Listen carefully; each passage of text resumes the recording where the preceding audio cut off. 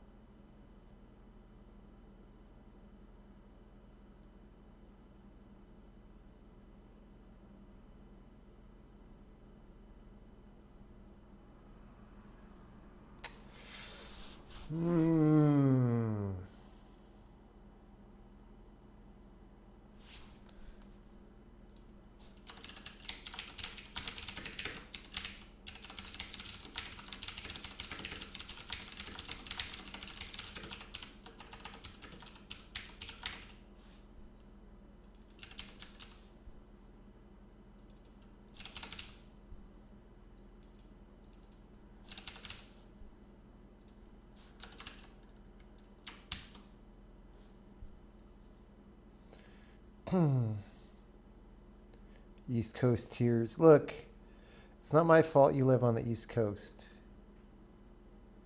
Any career advice for non-college young programmers? Be really good at programming, right?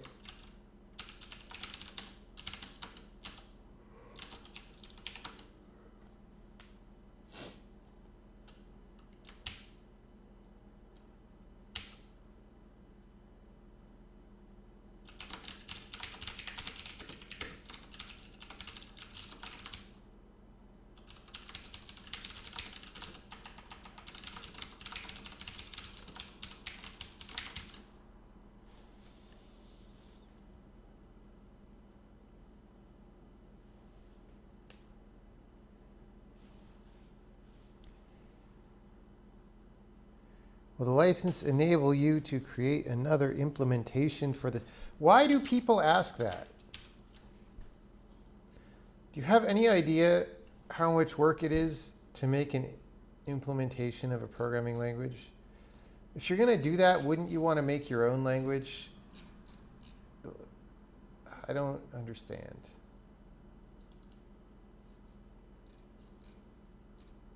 I don't understand. Does not make sense.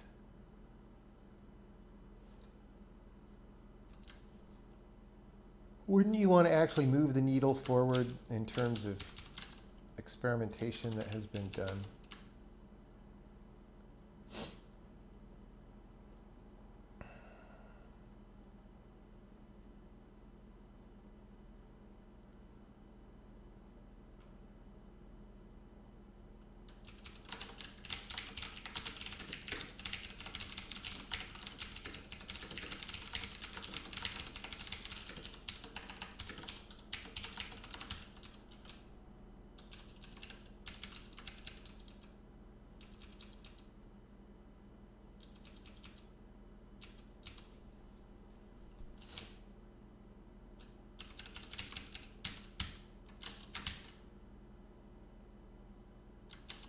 Not everyone asks that. It's just, it's a question like, yeah, I don't know.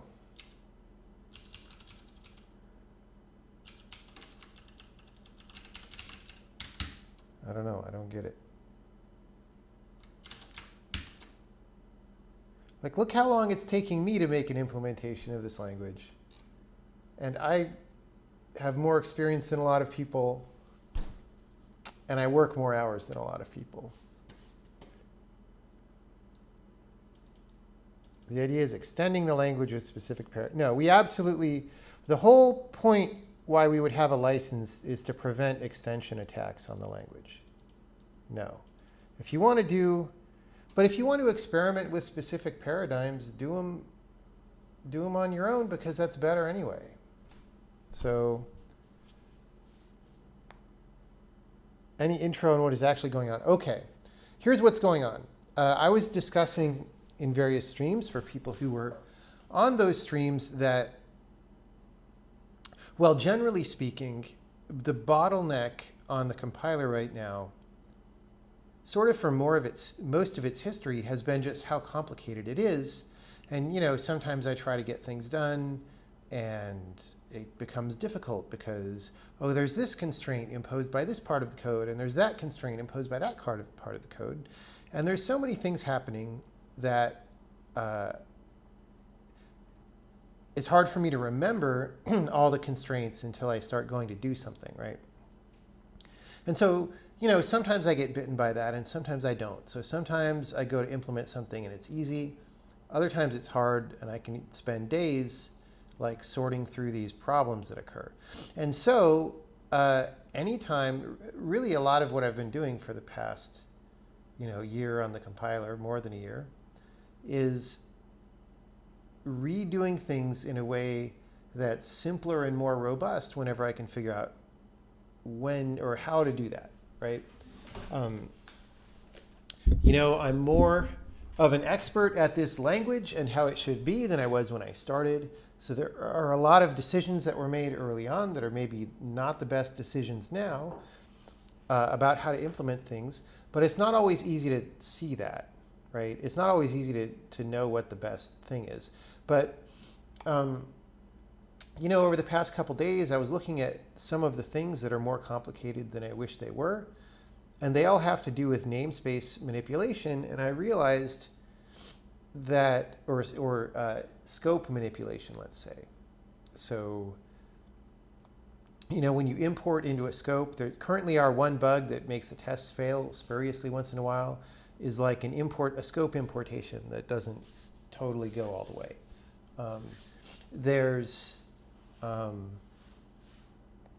When you do a using, that's complicated. That involves putting things into a scope. When you do a static if, that's complicated. It involves putting things into a scope. And so hopefully I can simplify this group of things at least a little bit.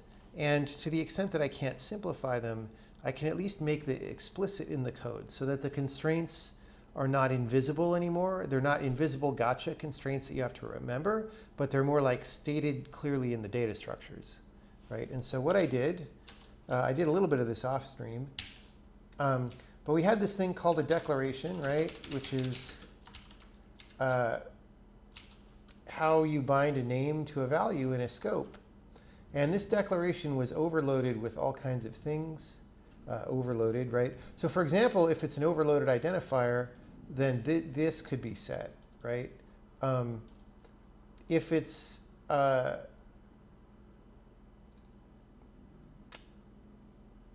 defer, that's one that I forgot. If it's a defer command, we make a dummy declaration for it and put this in there simply for implementation reasons, right?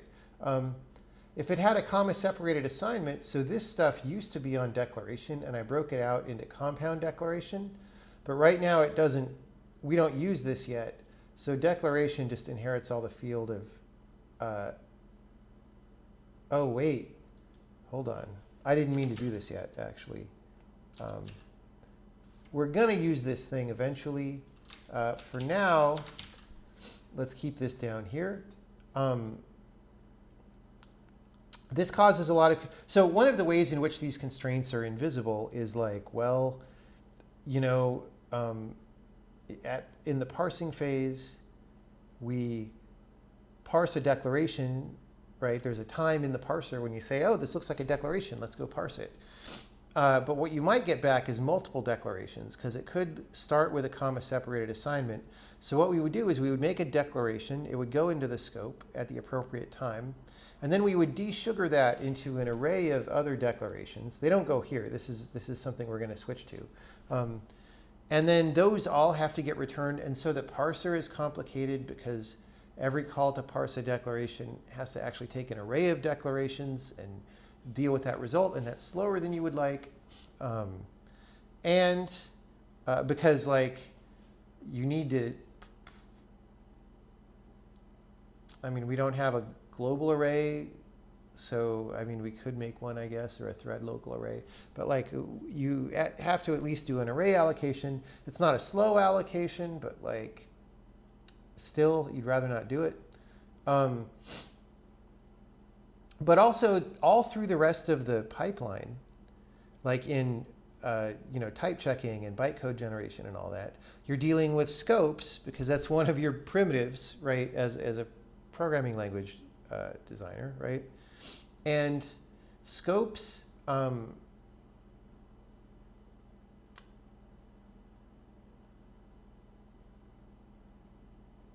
later in the pipeline, scopes are very well defined, right? They just consist of an array of declarations, right? But earlier in the pipeline, they can have all sorts of wacky stuff in it that we shoehorn in, like all these static ifs and usings and whatever, that we shoehorn in by making dummy declarations for them or something. And so you can't really see that looking at the code. And what I'm trying to do is make it more explicit. And so the change that I just made, and it's unclear exactly how to make it the most explicit. I'm working on it, right? So this used to be ask declaration, and now it's ask scope entry. So now a block, which is a scope, those are the same thing, has an array of scope entries, and scope entry has an identifier, but it might be null. And then this inserter stuff is for you know, usings and static ifs and whatever. And we're gradually factoring these apart so that eventually the goal right now is if you have a declaration, a non-compound declaration, if you have just a regular declaration later in the pipeline, then you just know what that is. It's a binding of an identifier to a value that probably has storage or else is constant, right? So we're like cutting down the amount of ambiguity about what is there. And it's not that easy because like maybe I just introduced ambiguity, right? Because, or, I mean, I just said that block has scope entries, right? And actually later in the pipeline, all the scope entries, well, it's not actually true. Okay, it's actually a good point. So here's the thing about scopes, blocks, right? The things that the compiler cares about later in the pipeline are just the very simple bindings of a name to a value, right? However, for purposes of reporting the syntax tree to the user, we don't destroy the other things like the static ifs and the usings and whatever. We leave them, and they have to be in this members array in order along with the other declarations. I'll show you why, right? I mean, maybe there's other ways to do this, but so suppose you have the following, right? S is a struct, it's got an int, it's got a float, and then you say ZW are strings, right? Well, where does W go? Well, it should be just like any struct layout where we guarantee that the order in which the memory is stored is the order in which you declared it, right? So this is actually easy. This currently is a declaration with this comma-separated assignment, but it'll eventually become this compound declaration. And it'll just become the same thing as if you type Z string and W string, right? So when you type this in your source code, we leave this in the scope, but then we also put these in the scope and we put flags on them. Because the user program might care, like your meta program that's browsing your data structures, might care about the syntax that you declared because it might be translating into another language. It might be just doing style checks. It might be doing a rewrite on the original syntax to turn it into something else. I don't know, right? So this is flagged with a flag that says, this was in the source code, but it was removed by a desugaring, right? And then these go in and it says, okay, these are actual values in your struct, but these are created by desugaring, right? And so the one that, as far as the compiler is concerned, it should look like that later in the pipeline. Sometimes we forget that these can be in there and it causes problems. So that's one thing. Here's a more complicated one, right? Using T is a T, right? Whatever that is. Actually, let me put this here. Well, let's say T is a struct that has V is a vector 3, right? Or let's say A is a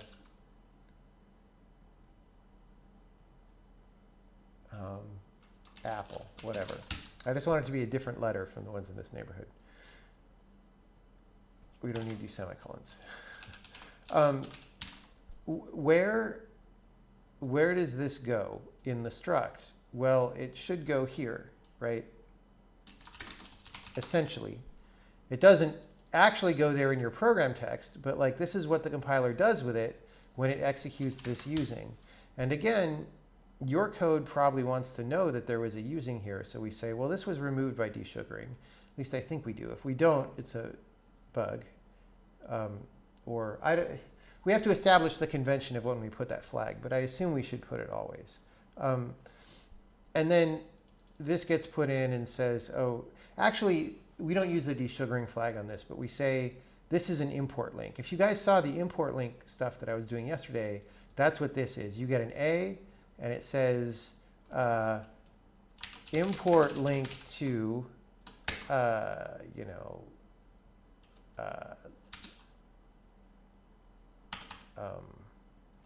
T.A. Like the way that T.A is described is like not that simple, right? But whatever.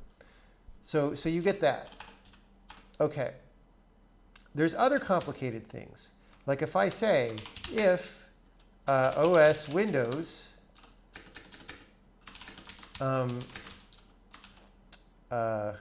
B is a bird, else B is a bucket, right? Okay.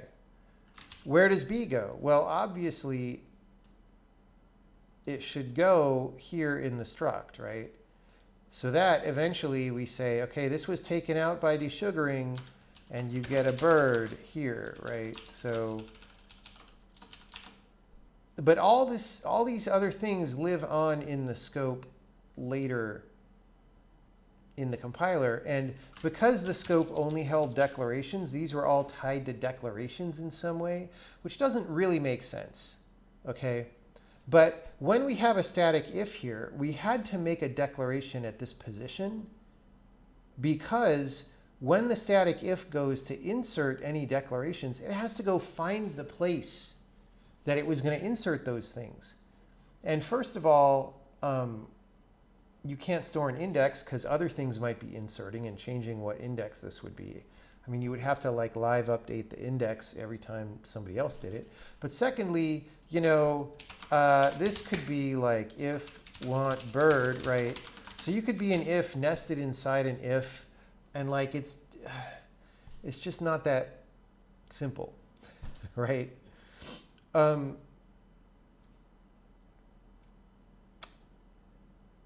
So all of this just means that declaration was a really confusing struct to think about, which it shouldn't be. because it's one of your most basic things that you need to think about all the time, right? It didn't used to be that complicated. Early in the language design, it was simpler, but as we went on, it got more complicated, right? Oh, by the way, yes. So this is a struct that we were doing this in, but all this has to work at top level, which is a little bit different. It has to work in enums, which are different. It has to work in imperative scope, which is a little different, right? Actually, the static if is really messy because there's totally different code for inserting into an imperative scope from a declarative scope, and I wish I could unify that. And maybe after this, we'll start to find some ways to do that. Are there questions about what I just said? Because it strikes me that, because I've been thinking about this issue forever, that something might be obvious to me that other people don't really know about.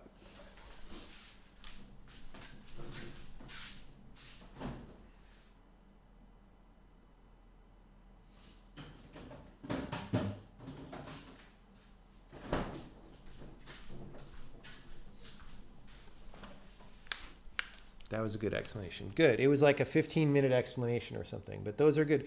Maybe I'll put that on YouTube because it's just an interesting, it's a, software has this kind of implementation issue all the time. So in the abstract, there is nothing too special about what I'm talking about. It's just because this language is, so this language is a little bit scary and complicated, mainly because of the out of order compilation, right?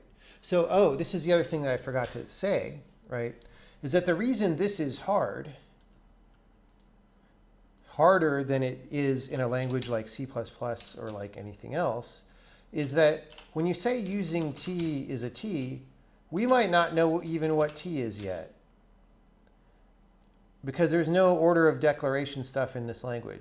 So T might be in another file. This might be a string that hasn't even been generated by the metaprogram yet, right? The metaprogram might like go run, add build string, T string, right? Let's just, let's make this, so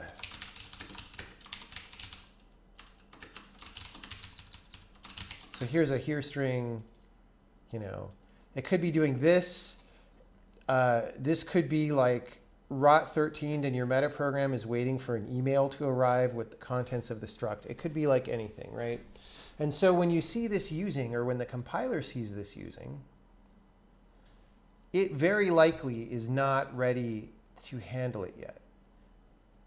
But if you just try to compile the members of this struct in order, and say, oh, this one's not ready yet, we're going to block waiting on it, then many, many programs will be unable to compile because you'll have circularity that depends, like somebody else will be waiting on this B down here. Somebody else is waiting for S.B, and if we don't go past here, they can't ever compile, right? And then maybe T is waiting to know what S.B is. That certainly can happen.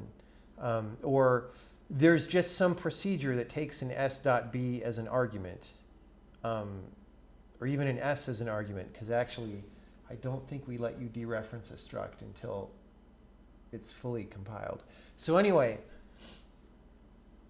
it's very easy for your program to logjam if you don't allow this to compile out of order. Actually, just structs themselves, even a single struct declaration will not work, right? Because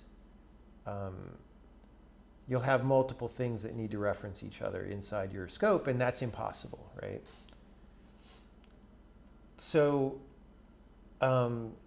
yeah, so that's why this is all complicated and what makes this language hard. And it's a problem you don't have at all in C, for example, or many of these languages.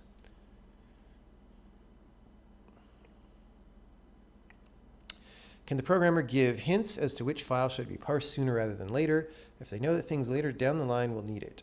I guess this can help compile times if the programmer knows how their program works. No, I don't think that would help though. Like if I thought it would help, we would do it. If you guys saw the telemetry build last night, let me, so here's the thing.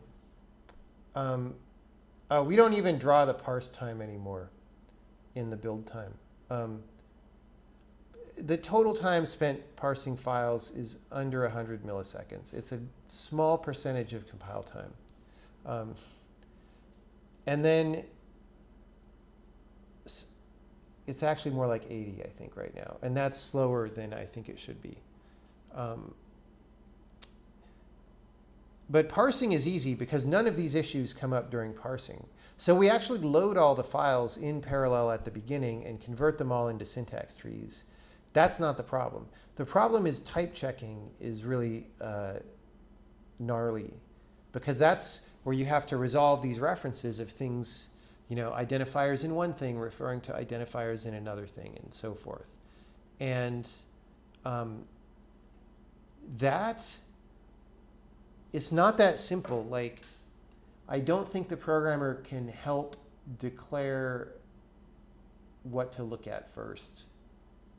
It just, I mean, do you call print? I guess we should compile print first. Well, who does print call for? Like,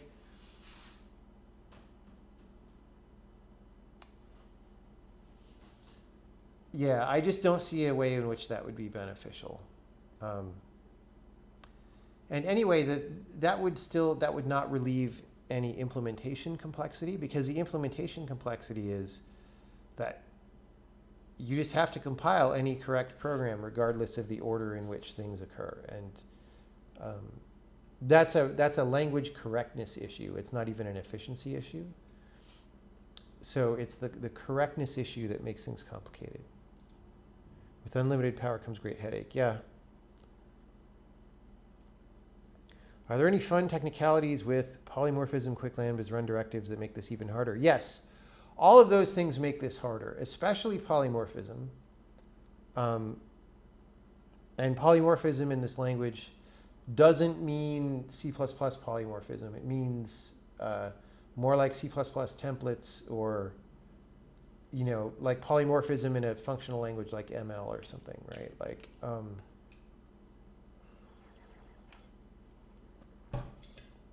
because polymorphism involves like making copies of the syntax tree and then refiring that copy so that it can be inferred for different types. And that's just, I mean, there's multiple things that make that complicated. It's just hard, man. It's hard, but it's an interesting project because it really makes me work. Like, I really have to think about how things should go.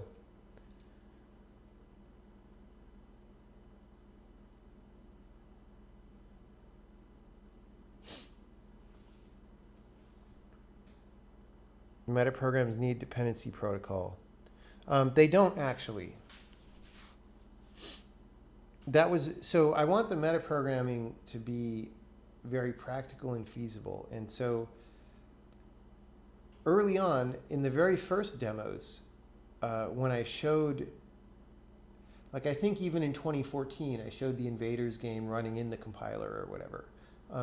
Back then, metaprograms were pretty messy, and that was one of my great philosophical troubles for a long time, was that I didn't think that I wasn't sure how a large program could be compiled very clearly if it also had a complex metaprogram, because metaprograms were just very gooey and lived in your program and stuff. And at some point I had the idea, like, okay, we'll make this workspace mechanism so the compiler spins up. It has n different workspaces, and each one of those is a different program or DLL or whatever. And then your metaprogram workspace stays completely siloed, and it can inspect the other program's workspace, right? And then see things stream by, and things stream by in this dependency order as the dependencies get resolved. So that actually works very well. You don't really need to think about the dependencies to write a metaprogram, and I think that's important.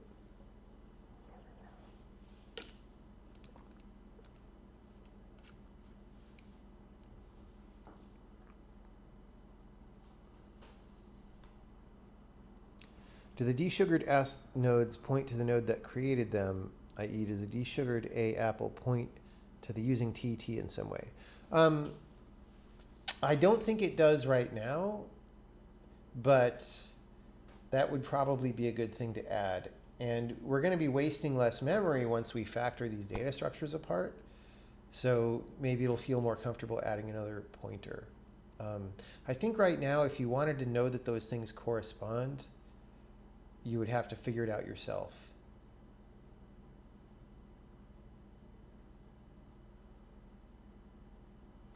I mean, they do get flagged. So this says created by desugaring.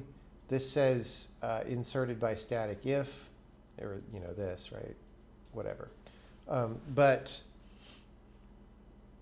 I don't think it's automatic that this is associated with this in the syntax tree.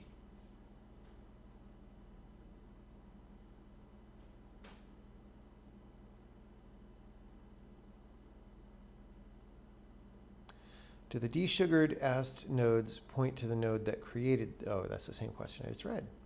Have you had a look at the Hax language? Also has metaprogramming. I have not, but it's a very different kind of programming language. So I'm not, like, I just don't have time to look at every language, right? As much as that can be fruitful, it's also not, like the thing is, it's really easy to make a language have a feature that looks neat, right? The problem is after you've been using the language for years and you're like, oh, that feature is actually not that useful, or that feature looks neat, but then it bites us on performance so much that we can't use it, or that feature looks neat, but it reduces my morale that my program is correct. Like there's all these practical things that you learn as you really gain experience with a language that you don't know if you just like read the documentation for it and fiddle around with it for a couple days, right? And so it's not really that useful for the level at which I'm trying to do work, right? I'm trying to solve real serious problems that real programmers have. And to do that is not easy. And you don't do it by adding surface level features that look cool. And so what you really need is, deep experience with whatever language you want to look at and take examples from. And that takes a lot of time and a lot of energy, right? Like years. And, I don't think people want me to spend 10 years getting experience in 3 other languages in order to come back and work on this one some more. It's just not practical, unfortunately. I would love to know everything about every language. It's not possible. So, am I working on any new features? In the background, I'm sort of slowly working on the module system features because that's going to be the next demo. Don't get excited. I don't know when it's going to be. But the thing is, I keep running into things that would be good to clean up to before I work on that. And this is one of them. Because, hey, guess what? Modules and importing names around is all about moving stuff between namespaces, which are scopes. And again, every time I mess around with the module system, all this stuff about static ifs and usings and whatever just starts to make it complicated. And so if we make that cleaner, it may go faster.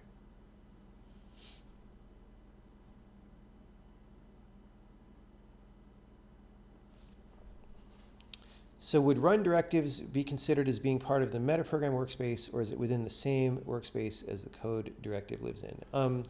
They are in the same workspace as the code. So this runs in the workspace of this program, and yeah, a different run a meta program in a different workspace wouldn't affect this code, right? Now there are differences here. So a run directive here can call a procedure in this workspace, whereas like you can't directly call a procedure from another workspace because it's like a totally different universe by design, right? You could add a string to this that calls a procedure. I don't know how you would get the result back right now, honestly. Well, the string could add an identifier that is bound to a constant that has the result, and you would snoop that back through the message stream. But in general, it's supposed to be very siloed, right? It's supposed to be very clean and separated. I don't know if we'll probably add more ways to connect them, but they're disconnected by default.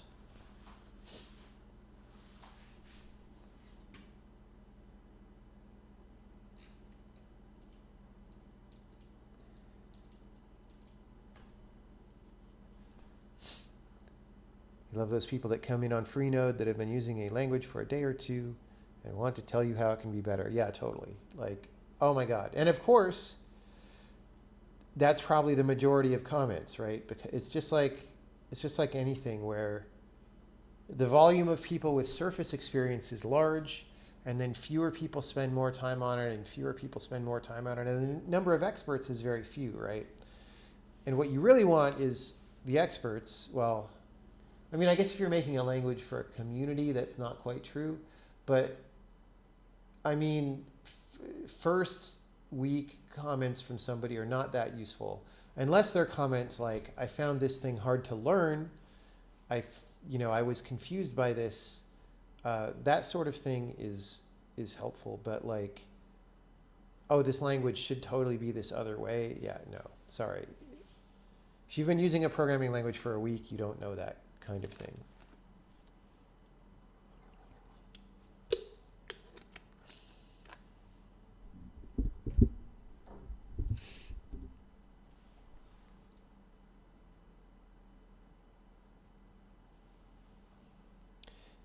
In a stack-based bytecode VM, how would you do short circuit on ands? I don't write stack-based bytecode, but I mean, in general, a stack-based VM probably can read more than the value on the top of the stack, or else you're hosed, right? So you need to be able to read arbitrarily down. Like Forth can do that, and that's a stack-based programming language. So at that point, it's not that different. Like I never understood.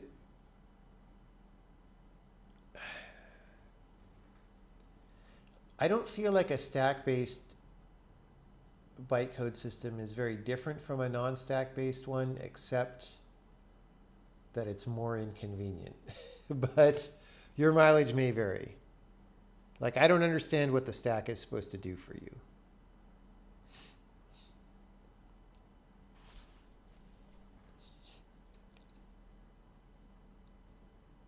Mahmoud says you can do that by adding an instruction after the first AND to check the value on the stack. If it's 0, we jump to the first instruction after the AND expression. I assume by stack-based he didn't mean the value on the stack in the C++ way. I assume he meant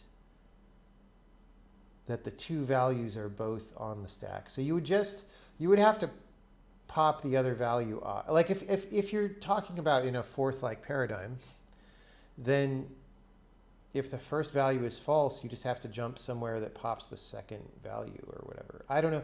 You would just make a primitive that does that. I don't know, man. I don't know.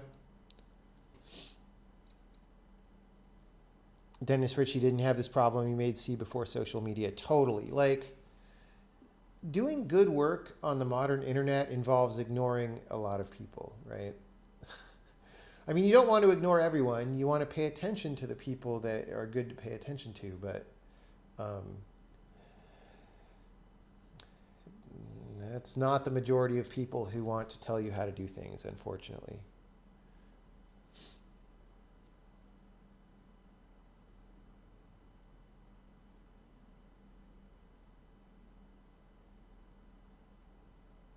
Experts in environments where I work are mostly people who take other people's opinions, blogs, etc., and preach them without fully understanding the implications and context or even looking at the code underlying their new favorite tool framework. Yes, that is very important. There is a difference between wannabe experts and actual experts, okay?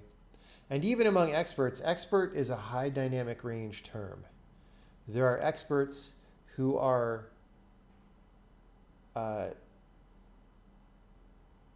much more versed in a subject matter than a normal person, and there are experts who are deeply, deeply more expert than that previous expert and just think on entirely different levels about the subject matter, right? The way that you know someone who's really an expert is like, if you go as a beginner or intermediate person and you ask them questions about the thing, like if they're a good expert, they'll usually say like, look, these are not the right questions. It's not the right way to be thinking about the problem. Instead, look at it like this way and think about it and visualize it in this other way, because that's what you do in the process of becoming an expert, is like you learn how to think about things. Don't use that description to fake being an expert, please. It's like one of the biggest problems we have in our society. Okay.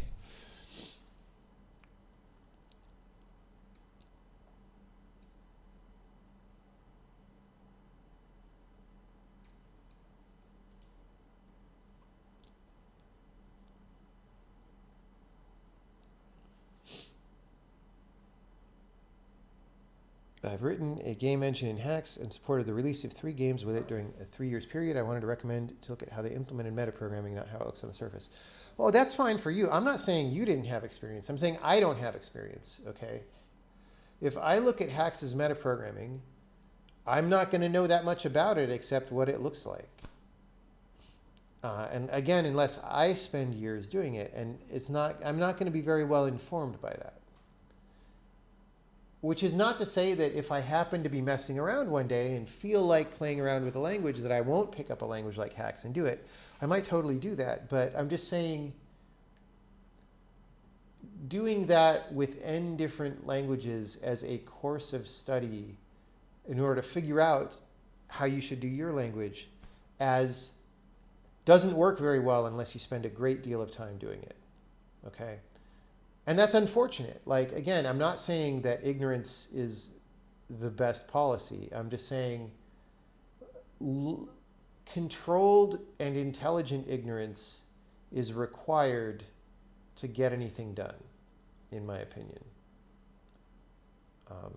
Or to make the right decisions, right? So if you go off and you look at some language and you just think the feature looks cool and so you implement it, it's probably not actually the best thing because you haven't worked it out that carefully. And so then you're making decisions early on that'll lead you to an unproductive end ultimately, right?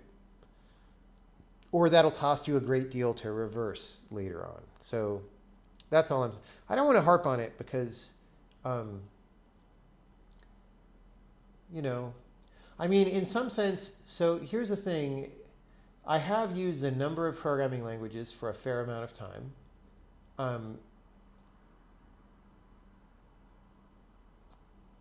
So I built up a certain level of experience and opinion in different languages. Most of that was a long time ago, high school, college, some years after college. Since I started doing games professionally, I've been mostly in C++ and in assembly language, right? So I have much deeper experience in C++ than in, for example, Lisp or Scheme or ML. I programmed in ML for a while. Tickle, I did a bunch of stuff in Tickle. Wackier languages like Expect, eLisp, right, which is a flavor of Lisp. A couple of Forth variants. What else did I program in a lot? I'm probably forgetting some things. Oh, I certainly did a ton of programming in BASIC, like when I was young, like many, many, many hours. Pascal, non-trivially in high school, so I had like 2 years of Pascal classes. So at some point I formed opinions in all those, and at some point I liked all of those languages, right? Now I don't like most of those languages. I actually should go back and look at Pascal because I think Pascal is probably mostly fine. The problem with Pascal is it probably just doesn't make enough concession to what you really need to do to get work done. I don't know. But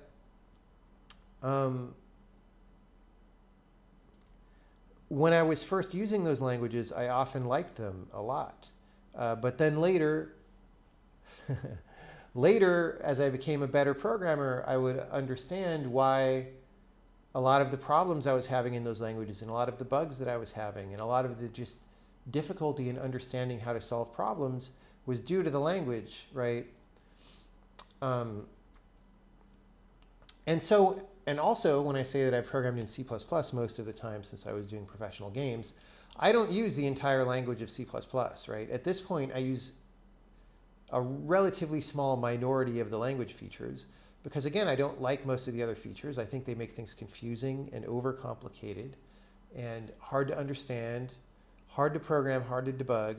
I'm on record. I've given several speeches even about, not even about features, but about concepts, right? So like last year or whenever, I talked about how the concept of RAII in C++ is very damaging.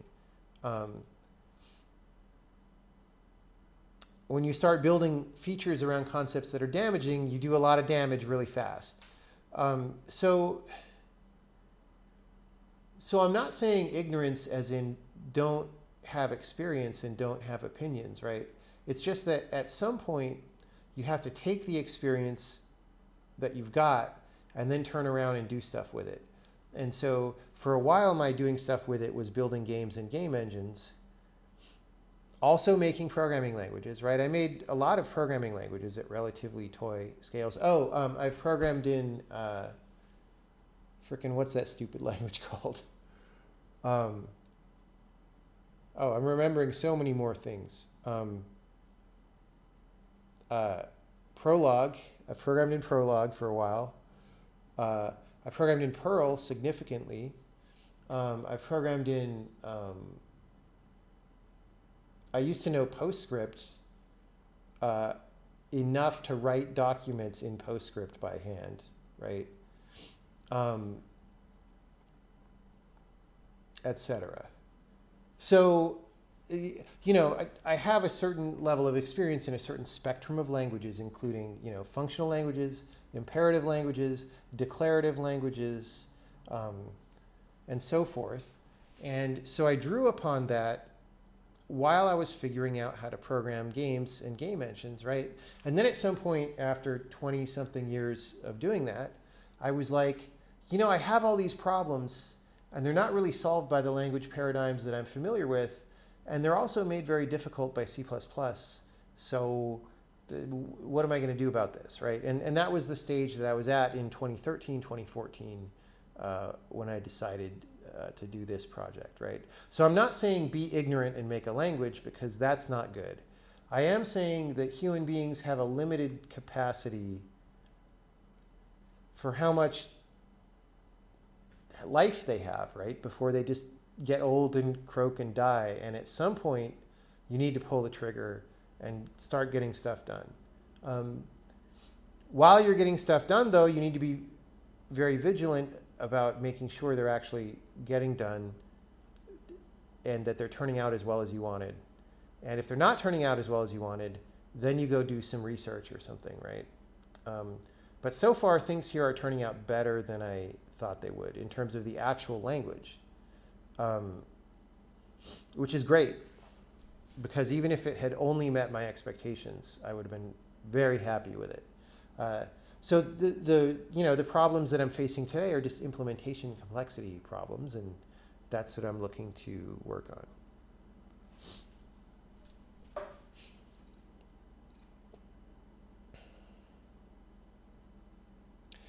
The RAII talk was in Barcelona last year. It's, I think, I at least discuss significantly in that talk. I don't think I have a whole talk about RAII. I have several talks where I explain why I think it's bad, but I think the Barcelona one, Game Lab Barcelona 2018, is both the most concise and most direct about why I think it's a bad idea.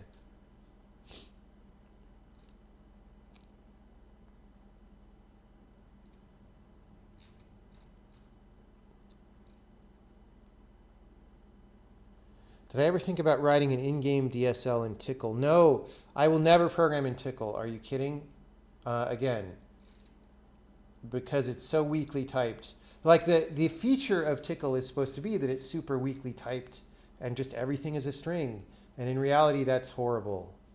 It's horrible.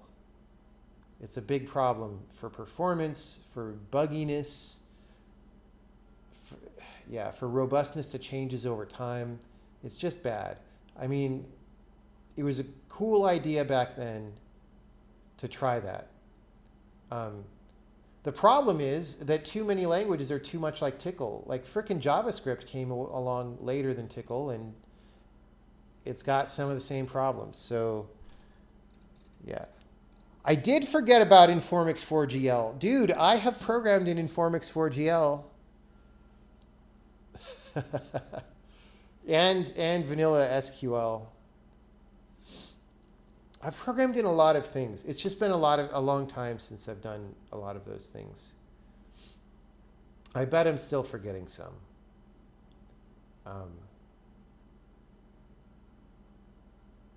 Logo, I've programmed in Logo. Not that much, but I've programmed in Logo. I'm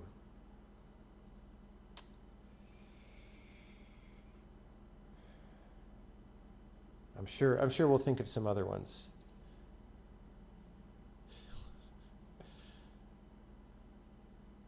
What's an example of an issue I ran into making an engine in C++ that's fixed here? Well, compile times, first of all. Having to frickin' type everything twice, second of all. The fact that in C++ it's very hard for your program to interface with the outside world. Like, it's very difficult for somebody to know about the types in your program and about the procedures in your program. That's fixed here as well. There's all kinds of things that are fixed. I mean, I'm sure I've got YouTube videos where I talk about them. You stopped making your own languages once you became aware of how little you knew about languages. Well, I mean, that's good. But then if you're interested, just learn more and then start again, right? How do you explore new languages to know what's going on? It's hard to say. So here's the thing. Part of the reason why I stayed in C++ since 1996, C++ and assembly language, is because I've had work to do, you know? When you're busy, like games take an infinite amount of work, and man, some things, like I've said before, that if the witness was 10% harder to do, we might not have finished the game. We probably would have, if it was 10% harder, we would have finished a game. It might not have been as good. I might have gone as crazy. I might have gone more crazy after finishing the game than I did. It would have been very unpleasant. The team might have all burned out and quit. I don't know. So like, taking more time to do things is not really an option. That said, I'm taking more time to do things because I'm making a game where we are building the language and the game at the same time, and that makes the language implementation take longer and the game take longer. But the goal is, of course, for the longer term speed up. So we're making a smart trade-off there. But prior to that, like if I wanted to sit down and mess around on a side project, it wouldn't really be learning a new language, simply because I didn't perceive any of the new languages as being very good. I mean, I think there's been a couple lately. So like Go is a little bit good. I mean, I don't totally see the point, but it's fine.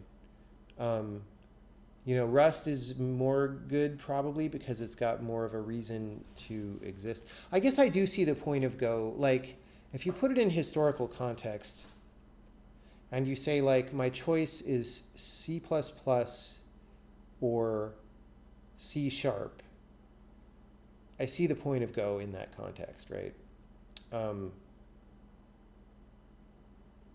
It's just as time goes on, I don't feel like Go does enough. You know, it's not a big enough move. But again, maybe they'll do Go 2 and it'll be a bigger move, and that'll be fine.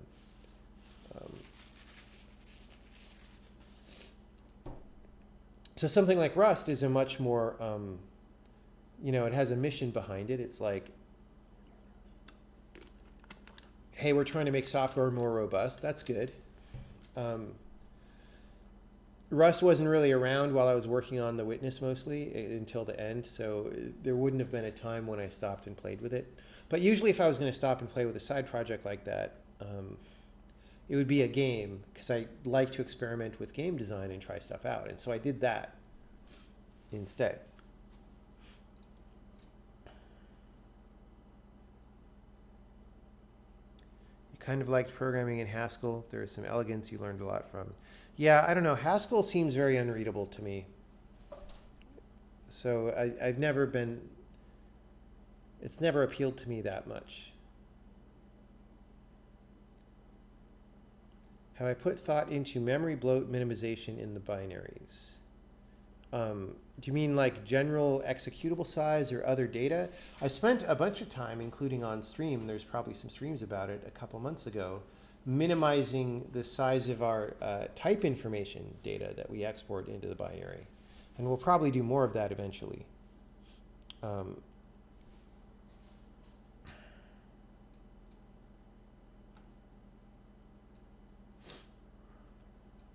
I also forgot GLSL. Oh yeah, shader languages. So I've programmed in GLSL, HLSL. What was it called when it was just shader assembly language? Whatever that was in DirectX 8 even. Remember when you had like 8 instructions for the shader and each instruction was just a syntax pretending to be assembly language that was really about the fixed function pipeline blend state for that texture stage? Those were the days. Programmed in that. I programmed in many of the languages that I made. I made a MUD in a MUD language that I made that was a functional-ish language. That was in the 90s, like 1994, 1995, 93, somewhere in there.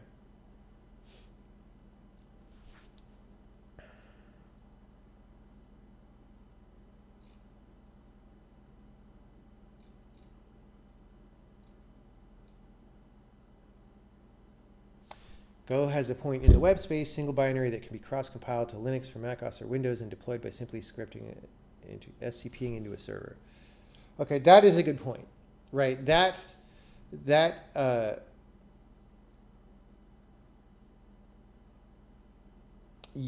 I can see that being a significant friction reduction. So, yeah. Well, this is one of the things that I mean, right? Is like, if I go read the docs for Go and like, oh, these are the language semantics, I'm not going to know, like I don't work in web, right? And so I'm not going to know the benefit of, you know, in reality, of that part of the language's design, right? That ergonomic component of the language's design. So there you go. It's another example of like, if you try to judge something just by looking at it or even playing with it for a few, I could program in Go for a couple weeks and have no idea that the cross-compiling is useful in that way, right? It's quite possible. So that's all I'm saying about, you have to probably use a language for years to say that you actually know it.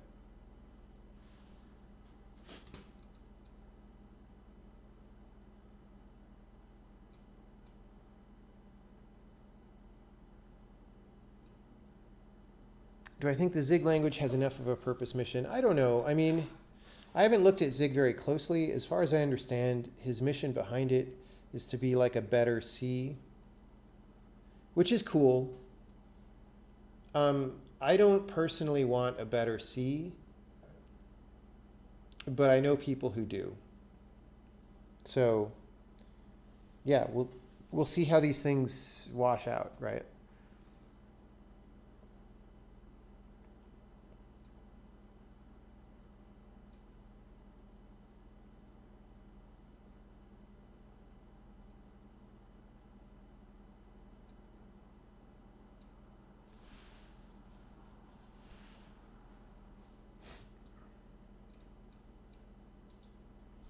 Lack of generics in Go really sucks. Yeah, I heard they were going to add them. Any thoughts on Flutter of mobile apps? I don't know what that is. Oh, I programmed in Intercal. I wrote some significant programs in Intercal.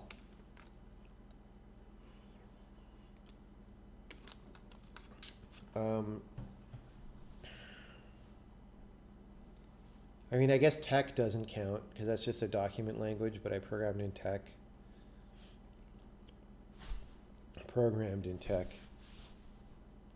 What's the future of low-level programming? Will we still be using C in 10 to 20 years? No, I mean, we don't really use C now, except embedded people. And maybe the Linux kernel. No, they use a C++ compiler, right? They have to. Maybe not. I don't know.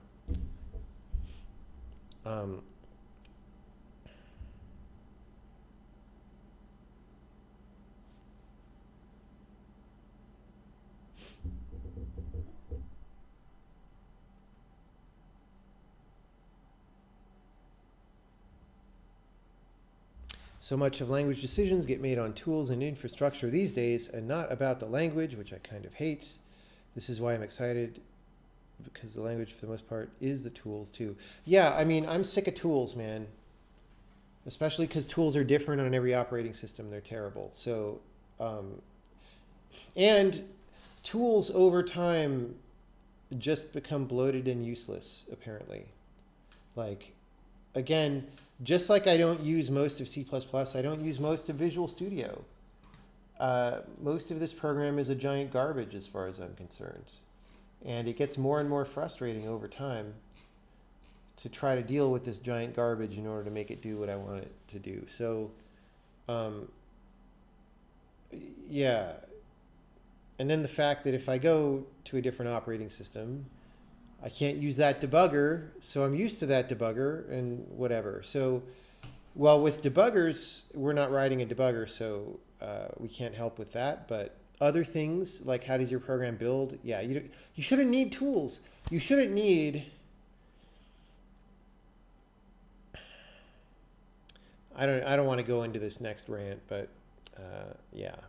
It shouldn't be that complicated to make a program. I've ranted about that before.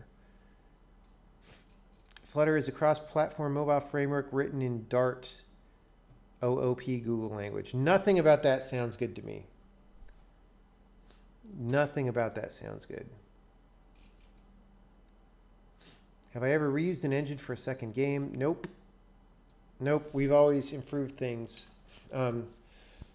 We probably will end up reusing stuff eventually.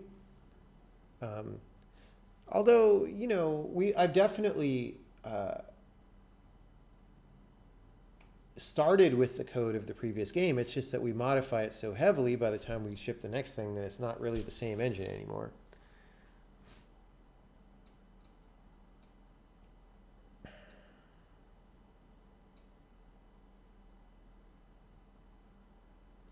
Linux kernel at the moment is 96.3% C and 1.4% C++, somebody in chat says.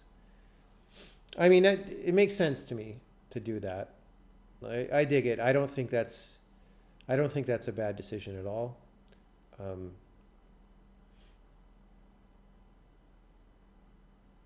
So really, if you're making a better C, like kernel developers and that kind of people are your audience. Although I would hope if I do a good enough job here, you know, kernel developers, I mean, I'm not going to try to get Linux people to to use this because they've already got their own code base. But if you were going to write a new operating system, I would like it if this language was very good for that. Now that said, because we have higher level features like out of order compilation and generics and metaprogramming and all that, it is, like, just in terms of number of features, it is a more complicated language than a C-level language. And that in itself can be a reason to not want to use that, right? Because if you want to completely understand as much as you can about the internals of everything so that you're sure they're correct, and that you're sure that people can have the maximum amount of the system in their head as possible, like the whole system, like the stack of everything that is required to make your computer exist, then you might choose a lower level programming language simply because it has fewer features. And when features interact, it's complicated, right? It's hard to, like, the times, if you go to somebody who understands the programming language well, you can usually concoct some situations where you ask them, what happens if I do this? And they won't know, right? The more features your language has, the more situations like that there are. So you might want to minimize that kind of an effect. And so a C-like language is better for that, I think.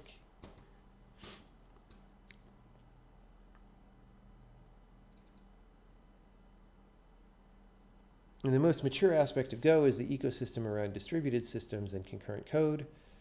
Fast to write, high-performing services that are also very easy to deploy. Otherwise, Go doesn't do well. I'm not going to...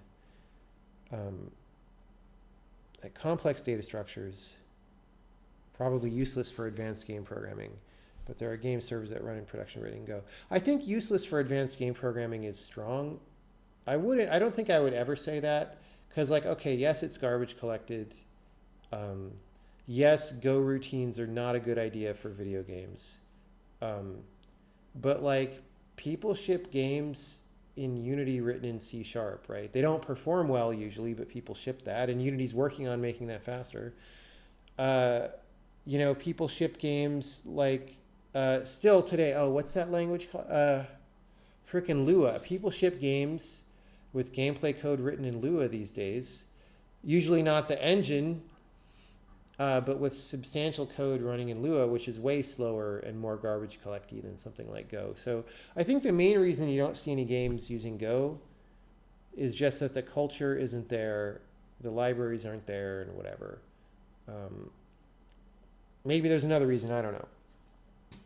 Any thoughts on Glsl VM? I don't know what that is. Look, if you ask me what the trend, if it's the Hacker News trend of the week, I don't know what it is, okay? There's just so many people making so many things, and I don't know what most of them are, and I don't care that much about, because I can't. To stay sane, I have to not know what most of these things are. Are we still without a timeline for public release? Yes.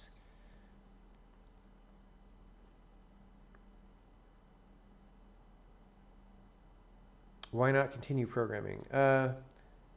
Because I think I'm going to make a toast and eat it because I'm getting hungry, and then continue programming.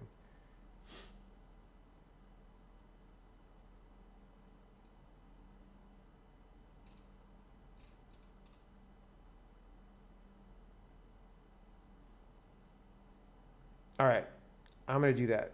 I'm going to make toast with butter, and then we're going to program.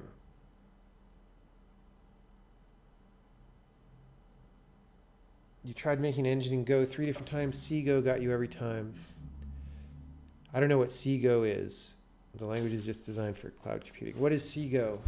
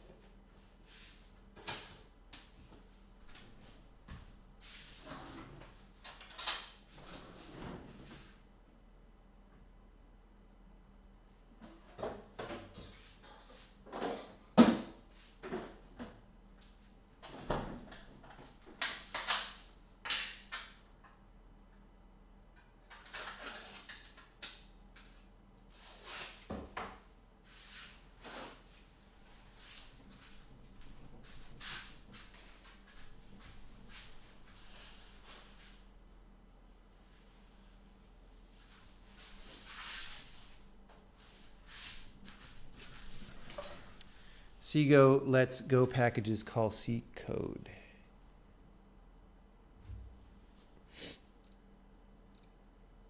Okay.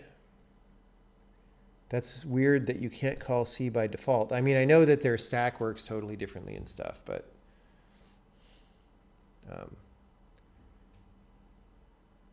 is it just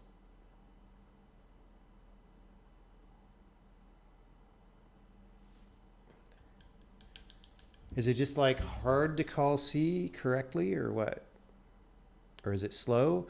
Oh, I think I heard that transitioning across the boundary from Go into C is pretty slow. I don't remember why.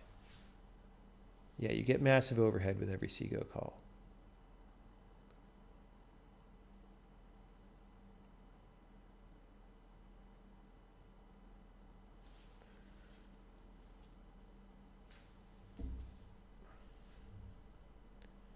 Have to batch all your C calls. Oh, that doesn't sound good.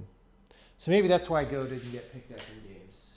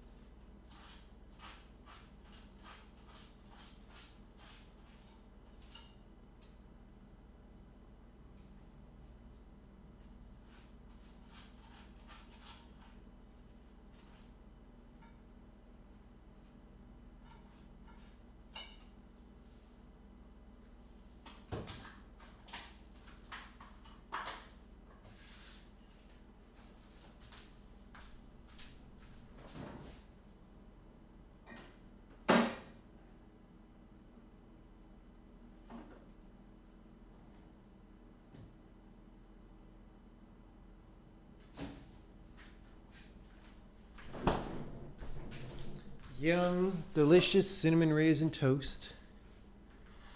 Any plans for the SOA replacement to appear in version 1.0? I hope so. It's the reason I haven't done it is just it's going to be built on other features that aren't done.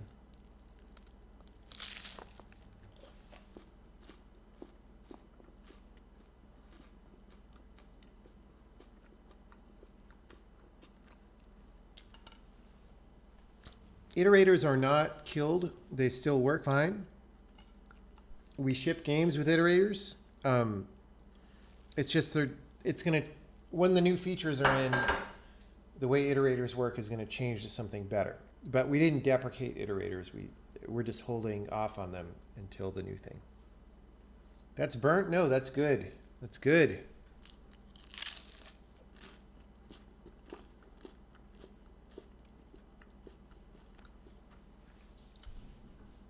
This isn't white bread toast. It's like pretty brown bread to begin with.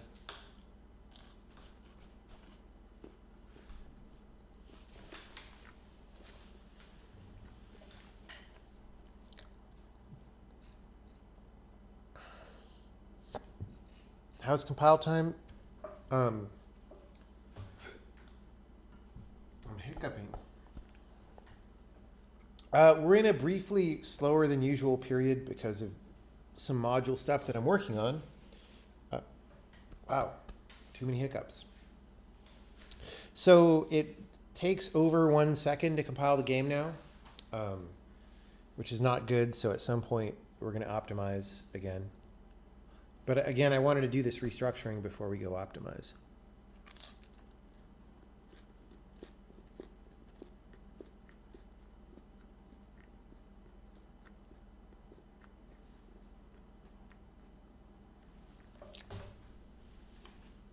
Our iterator is part of the compiler. Yeah.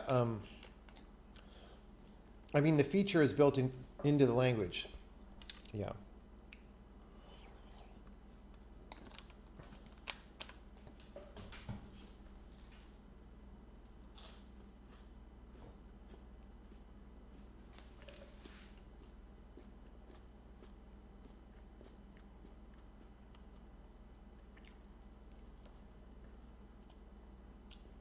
Yeah, I mean, in principle, we should be able to compile in like 1/10 of a second, but that'll take a lot of work. But keeping it under 1 second, I think, is reasonable without a lot of work.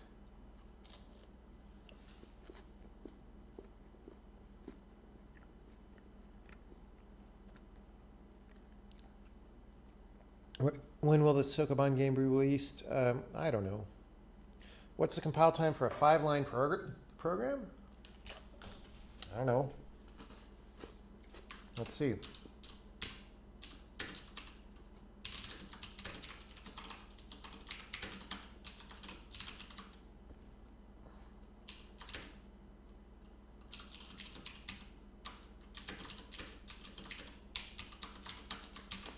That's 5 lines.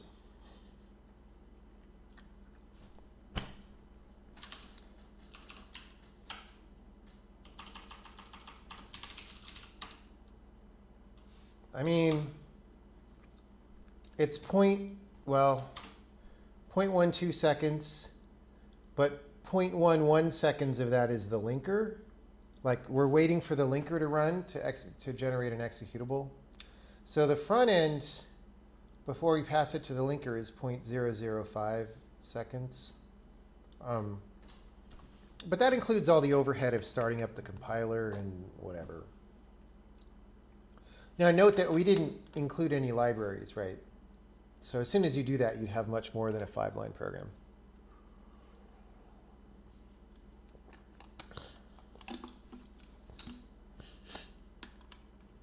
What about x64? Oh, right, sorry. x64 backend. Same amount of time. Because, like, you know, we're just blocked on the linker, right? It's not really going to matter. So LLVM is generally slower at generating code than our backend is. It generates better code if you turn on optimization flags. But for the number of instructions in this tiny program, the speed difference here is negligible. You can't even see it. And in fact, noise is probably bigger. So it's all just waiting for link.exe. Why does it take 1/10 of a second to link a trivial program? I don't frickin' know.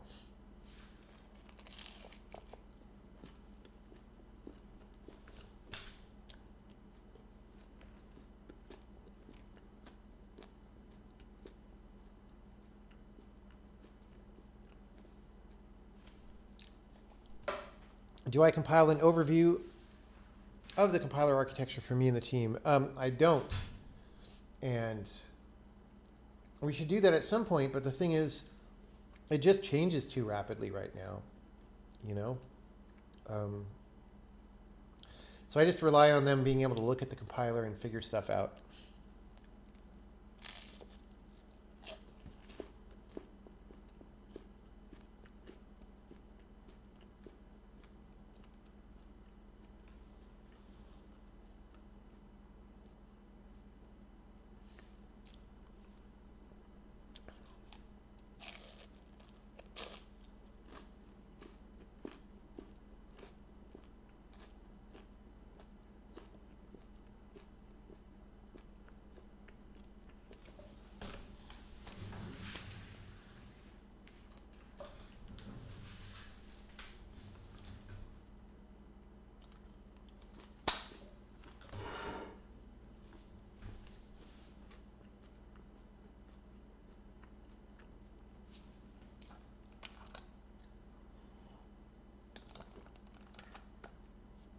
Here's an idea. What about if we program a little more? It's 1 in the morning, so I don't know how much I'm going to get done. But we'll find out.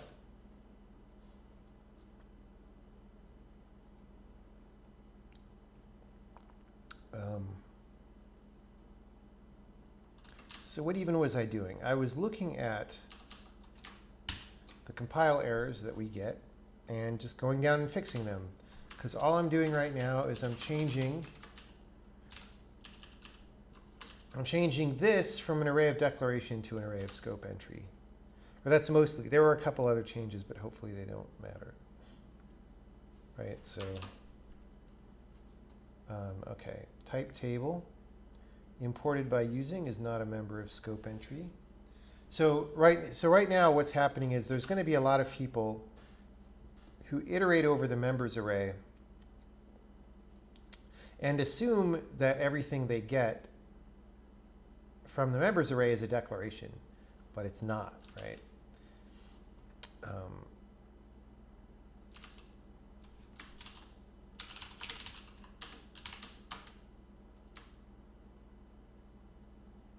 So here even, this assert may go off later. We're saying, look, if it wasn't marked removed by desugaring, it's a declaration. I'm not actually sure we set this flag on everything. I'm pretty sure usings don't get it and whatnot. So maybe we want to be consistent about that. We'll see.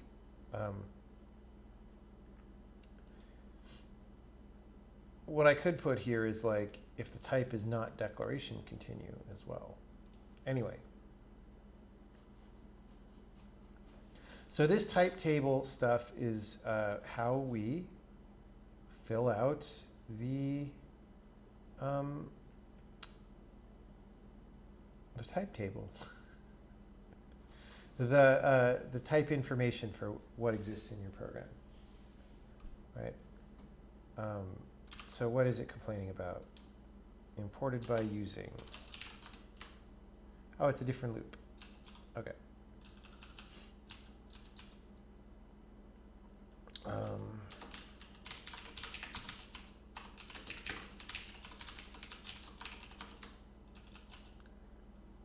Let's put a desugar there as well.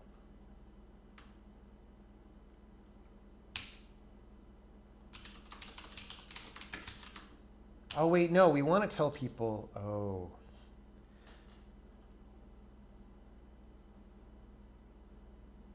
Oh, no, okay. See, I always get confused.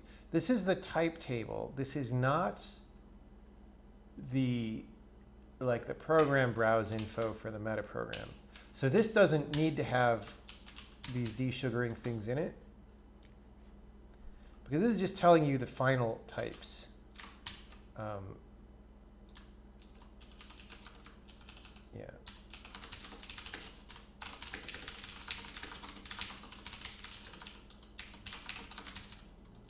All right.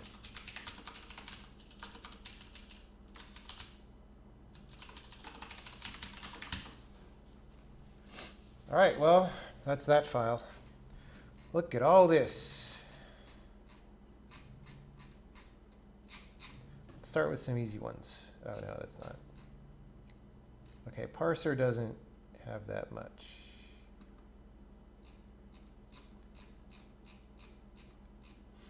Initially, a lot of what we're going to be doing is just adding these asserts and adding a cast, and then you're like, well, what was the point of that? So initially, everything we put in here is going to be a declaration. But once we add the things like compound declaration, or put static ifs into this scope directly instead of having a dummy declaration, which is one of the complications that I'm trying to get rid of. Once we do that stuff,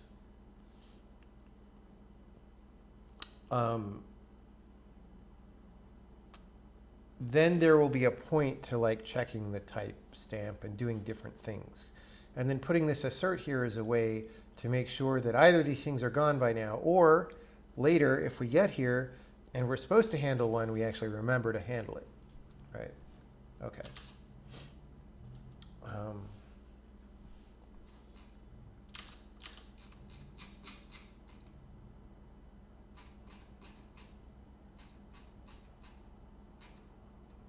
Polymorph, parser, messenger, copier, bytecode builder.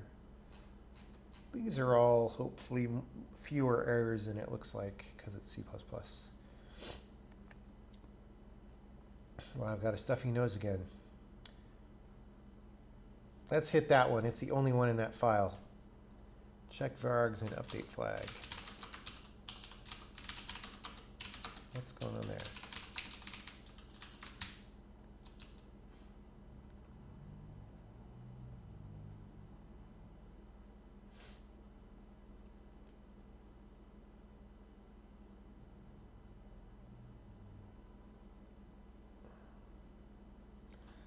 Okay, so the problem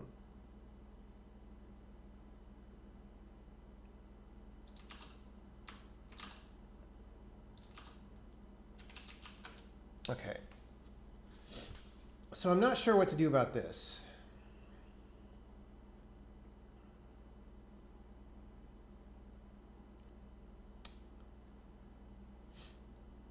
I guess we'll just do it.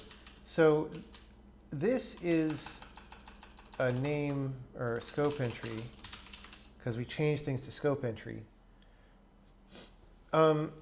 But really, we only want things to be declarations. I don't know.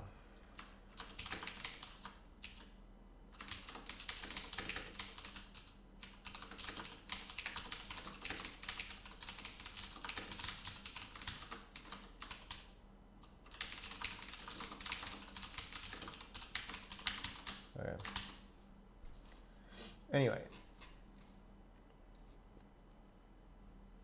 let's go from the bottom because it's easier to scroll up and find our things.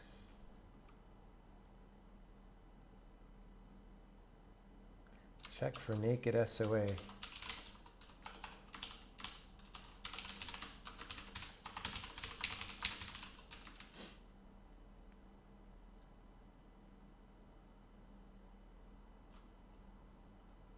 You know, we actually don't want to do that right now. It's deprecated, bro.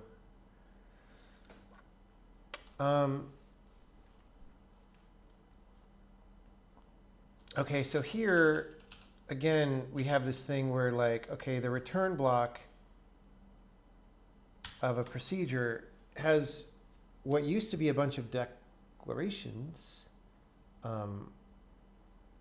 Now they're name bindings. So we have to do the same thing here. Pretty much anytime we iterate, we're screening for whether something is a declaration or not. Now for the returns, it should be illegal to have anything but a plain declaration in there. But we might have forgotten to check that. Like, what happens if you say using in a return declaration? Should be illegal, but is it? I don't know. So once we start checking for this, then we'll at least have an assert if somebody does that, I guess. A very clear, explicit assert. Okay. Or actually, maybe it's not illegal, but maybe it just doesn't freaking do anything. I don't know. Or maybe it should actually work the same way an argument using does and make it be using in the body of the procedure. I don't know. I'm not sure what the right policy decision is there. Okay, anyway.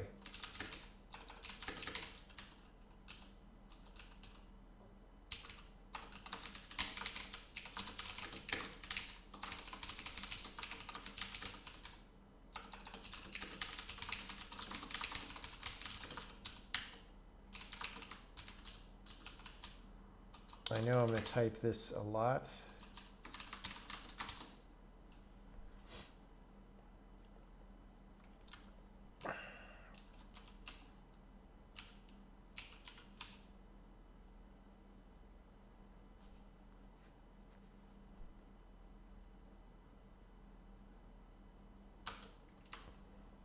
Okay.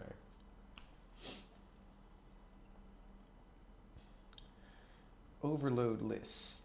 Did I take overload list off of, oh, it's not on scope entry, right? Same thing.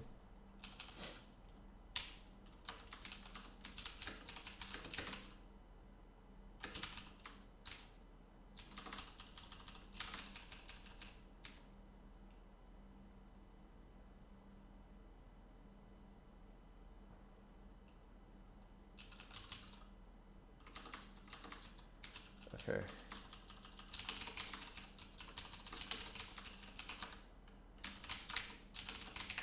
So only plain declarations should have their identifier set. So yeah, I think.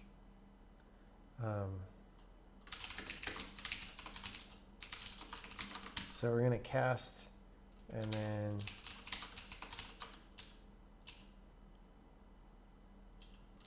there. Well, still more. Syntax error identifier holder.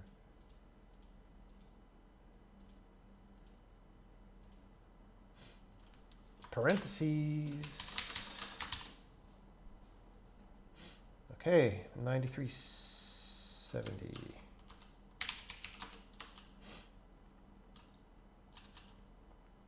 So if we're in enum,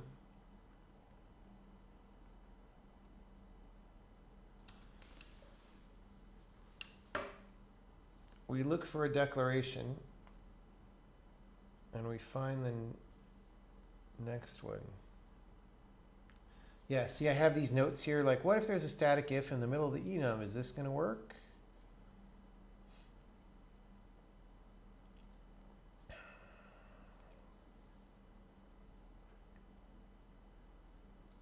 For now, we're just going to put in asserts because we're already assuming this. But again, we're making these invisible things explicit, which will make it easier to find bugs and easier to understand.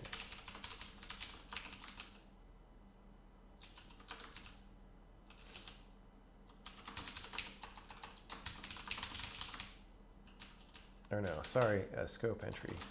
I was going to call it name binding originally, but then I was like, oh, these don't usually represent actual name bindings. They usually represent places to put names later. So I gave it scope entry later, but in my head, it's still kind of name binding. You know how it is.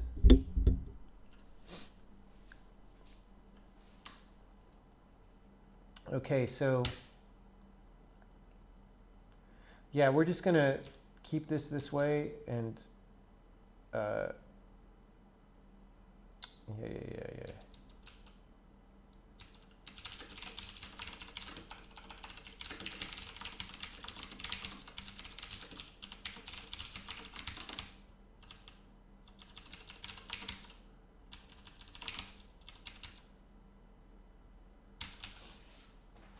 All right.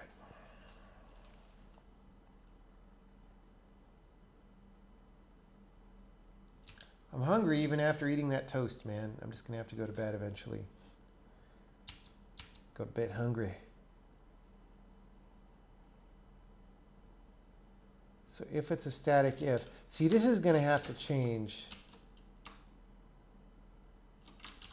This is like, is it a dummy declaration that's in place for the static if? And eventually, when we make static if just be one of these scope entries, which is part of the point, then this kind of thing will have to change to just, is the scope entry a static if? I have to sneeze. Uh-oh. Maybe I don't have to sneeze. Anyway, you see what I'm saying, hopefully.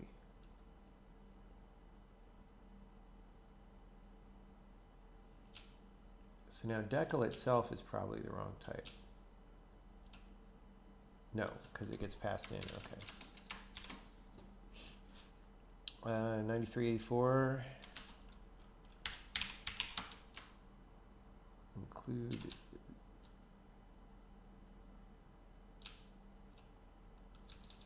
declaration pre in enum.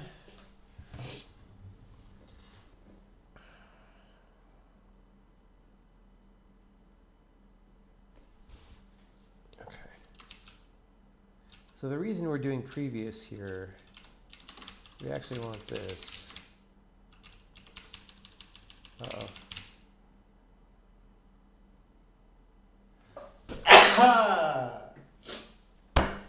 It finally arrived. Okay. Previous decal.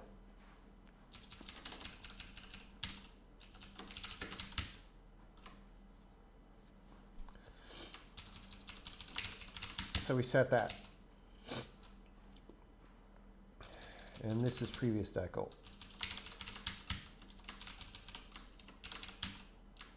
All right. 8593, we're working our way up the file.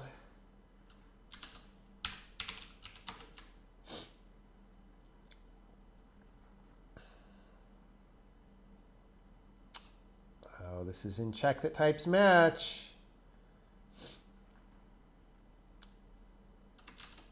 All right. This might get gnarly. This is like an Uber procedure. If it's an unbound constants block binding, DB, what is DB?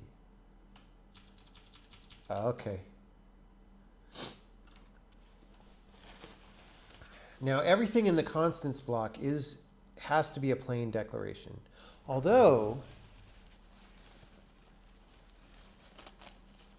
that might again be a way, hold on, I gotta sneeze. Maybe not.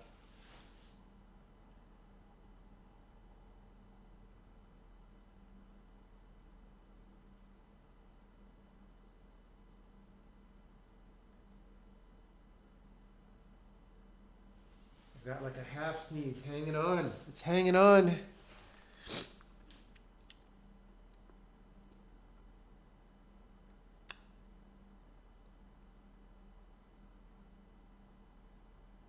Anyway, so one of the other things that's confusing and hard to think about, or hard to remember what's the right answer, is, so right now in constants blocks, there's always just a declaration that binds an identifier to a value. Right now it's always a plain declaration, but when a value is required but doesn't have a binding yet, it lives there as a declaration with a null expression slot, or in the type set to like something like polymorph definer type for implementation detail reasons.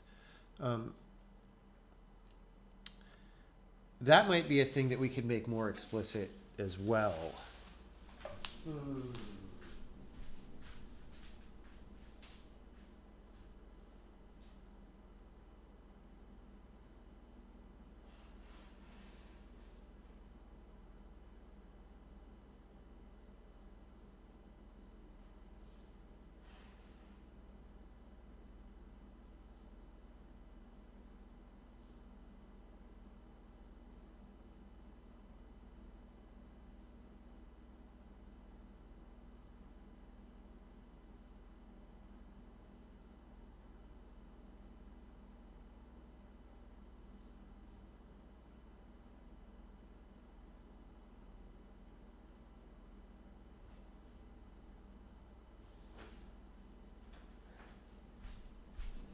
So like, if the implementation is, well, it's just a declaration without an expression, it could be hard to remember that that's what it is and when that should be true.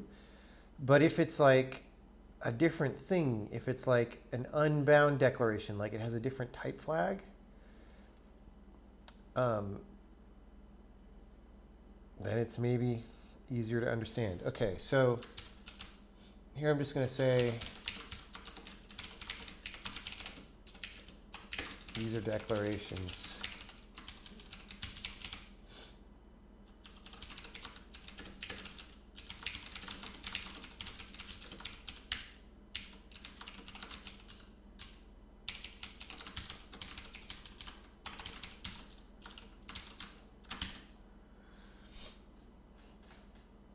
DADB are not defined. What? Oh, auto. 8550. Oh, underscore. Don't forget the underscore. All right, 81. See, we're making progress. We definitely have things to do here, but all right.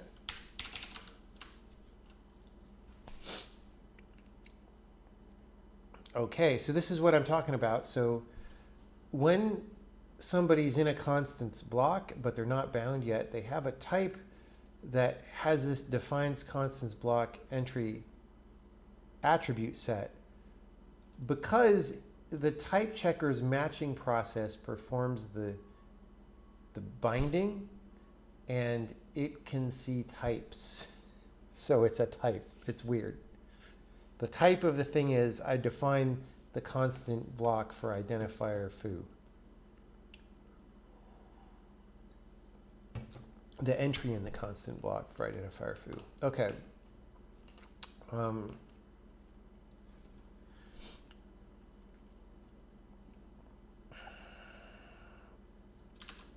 What is your major bell function? Left of defines, it must be unhappy. Define cannot be used before it's initialized. 8170 expression. Okay, that's the actual problem. Thank you, C++. This one. Wanted decal is not a declaration. Okay, again, these are constants block entries, so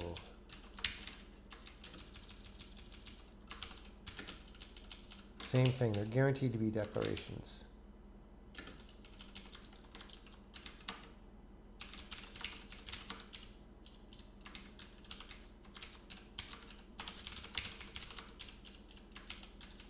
All right.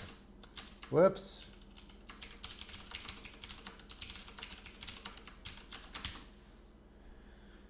Okay, 70s. 7743. Okay, we're going through the scope. We're going to find a compatible anonymous member.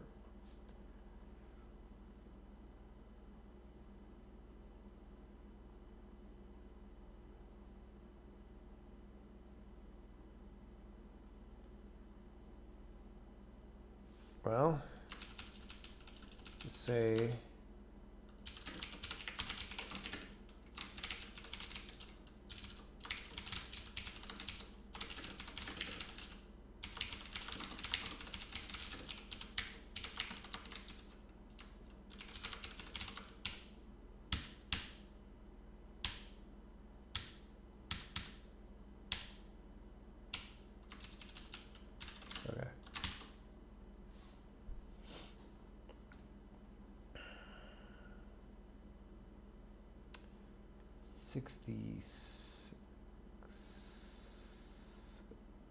okay.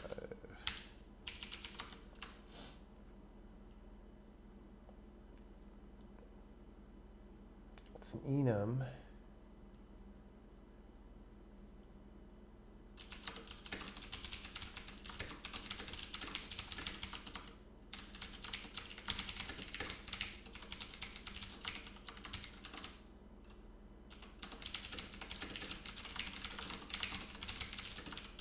You know, if I knew more Emacs stuff, I would know how to just put this into a hotkey and not type it every time, but I don't know how to do that.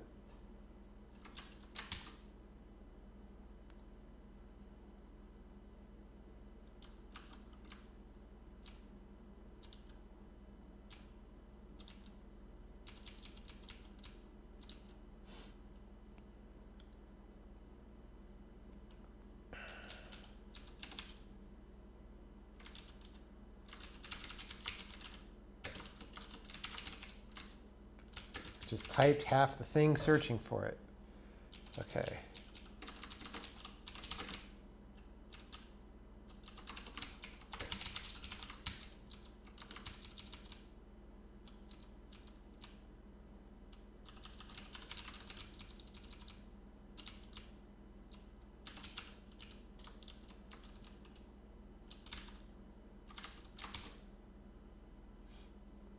All right. 4982. Made an X open friend to start a macro. That's not, oh. I mean, I use macros for other things, but I guess you could just use them to paste some text.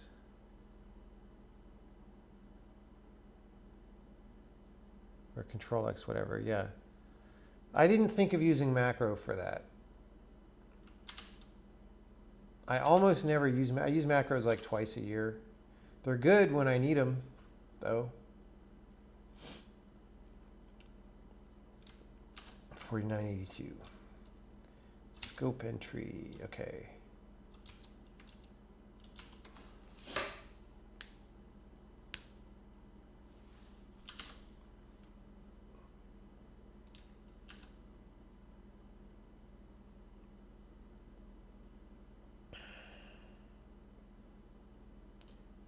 Oh.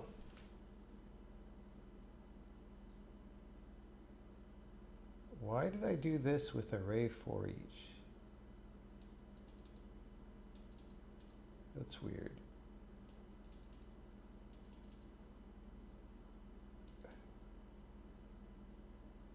Oh, because of this keeping order removal. Yep. Yep. Okay.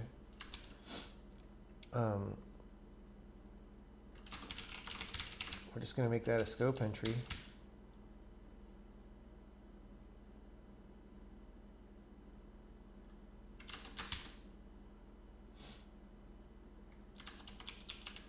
Check for naked SOA. We commented that out. 4541. Maybe export declarations.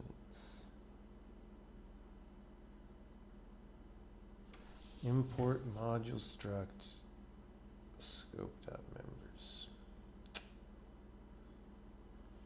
Yeah, okay. Where is that declared?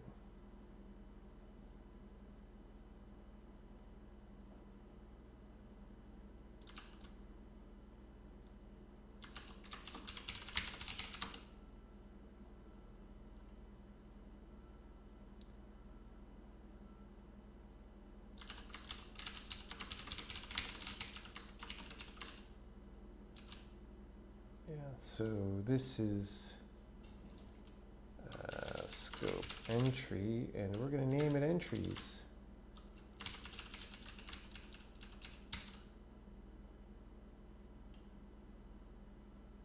Why is that const and there? What? Where's the implementation for this? It's in interp.cpp. That's weird. Okay.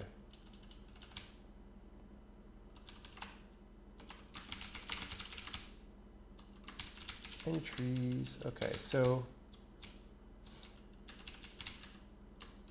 for entries,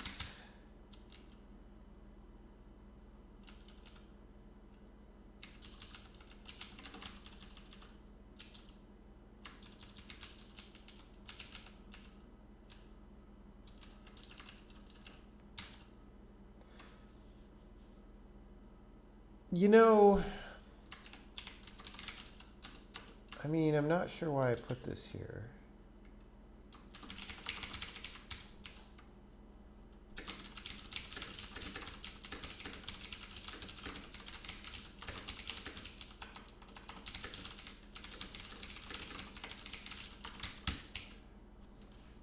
Okay.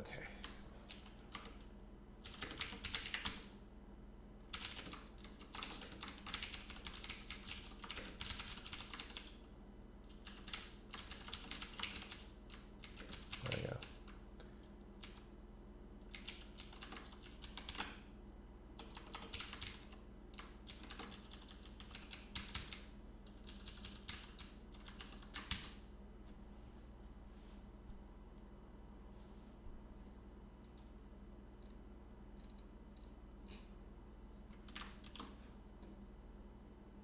All right.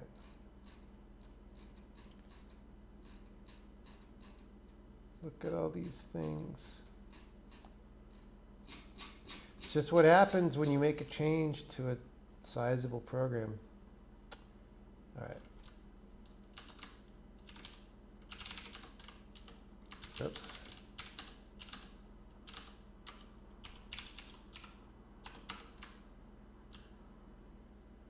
New declarations. What are we doing here? Accept block.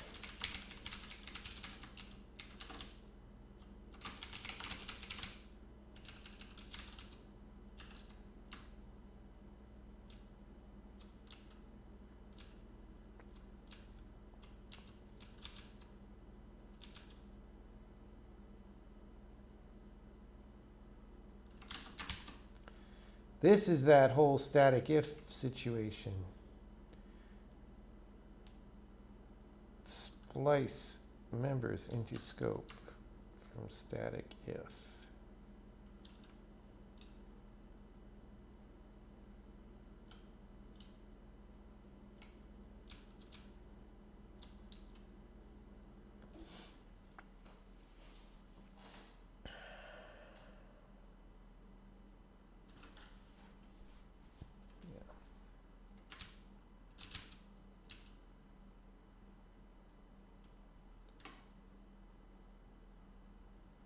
Oh God, yeah, this whole thing.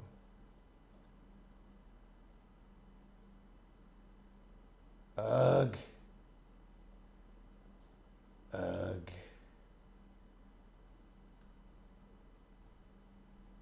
Oh my God.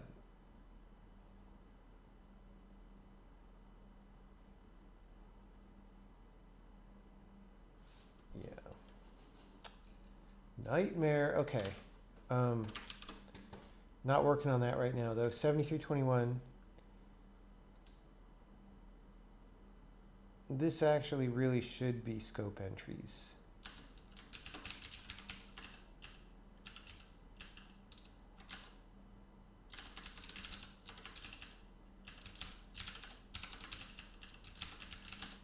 So in scope, yeah. These really should be scope entries.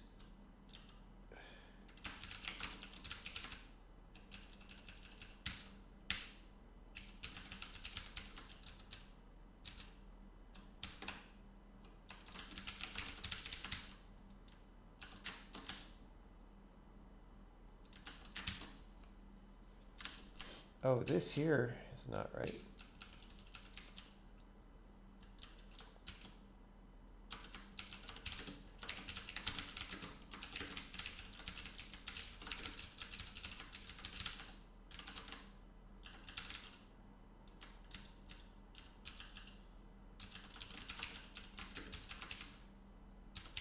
So much work just to find this string.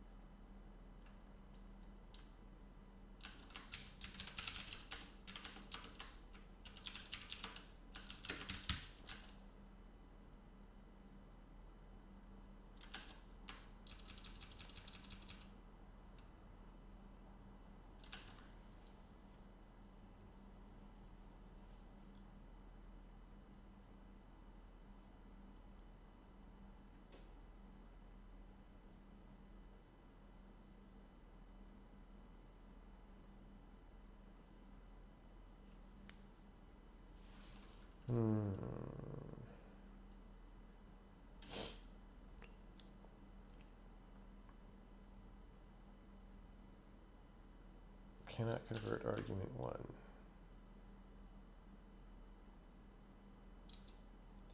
I guess that's this, yeah. Lambda argument declarations. Okay, that's a different array of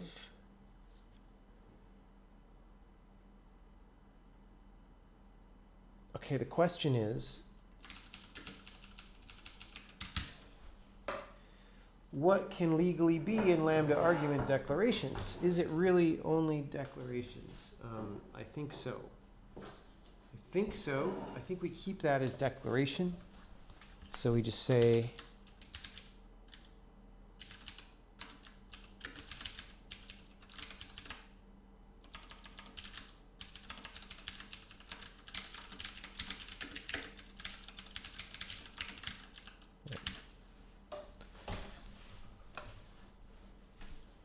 for 063.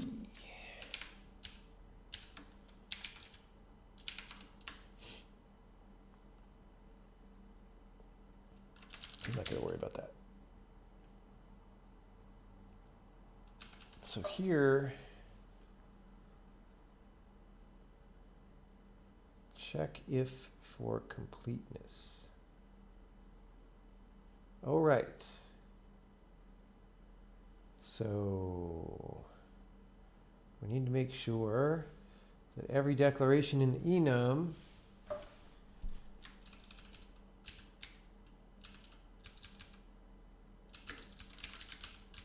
is present. If its type is not equal to declaration, continue.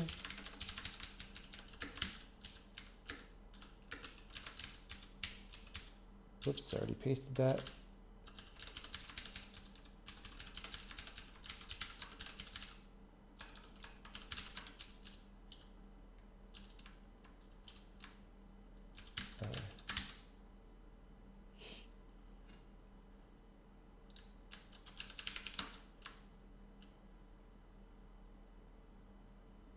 Port arguments block mismatches. Again, this should be a declaration.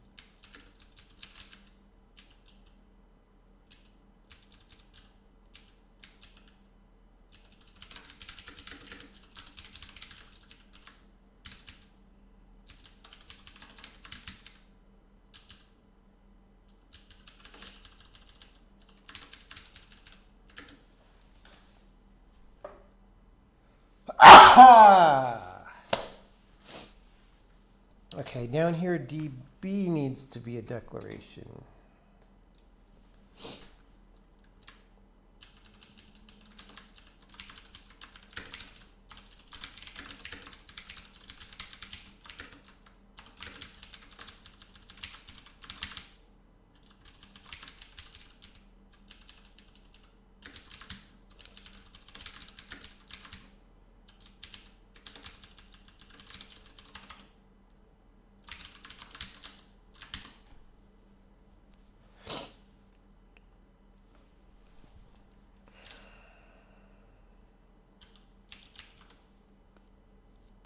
Oh, remember this from the other day? Post tap check steal constants block entries.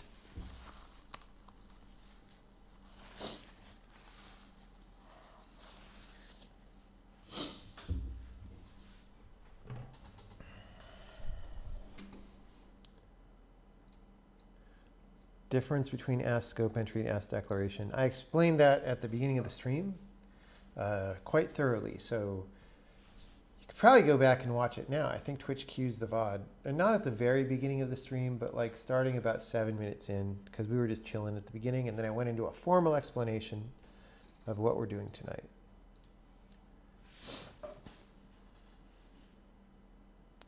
Double indirection. You know what? People who use the phrase code smell have code smell. Like, I don't like, when somebody says code smell, that's a negative indicator to me. Sorry, but it's true.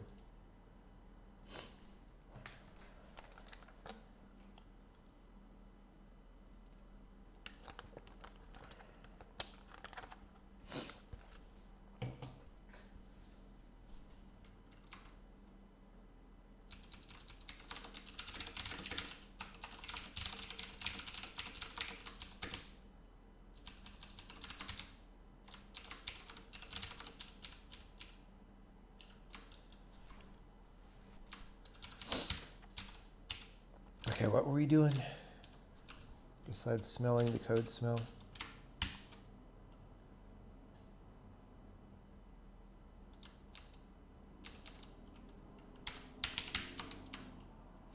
No offense, but most of the people I've seen use the phrase code smell are like Hacker News posters with 2 years of programming experience. So it's like, whatever, man.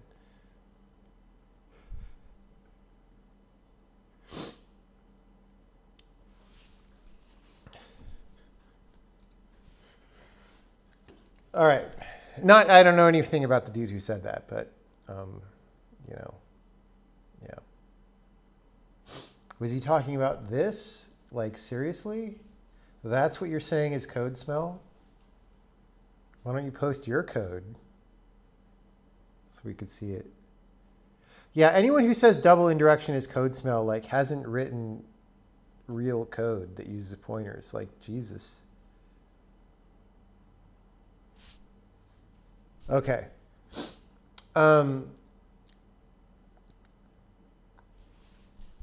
Sorry, I'm going to stop bagging on random viewer who said a thing. Okay.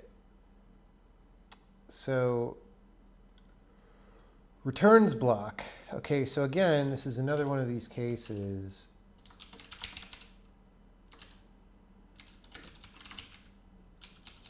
When it's like this.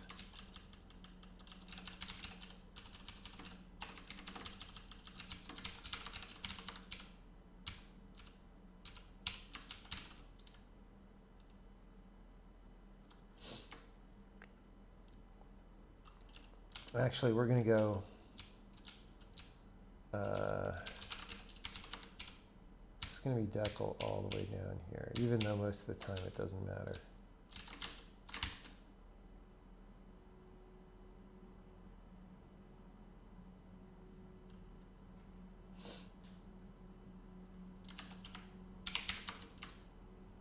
Oh no, we're at the code smell line.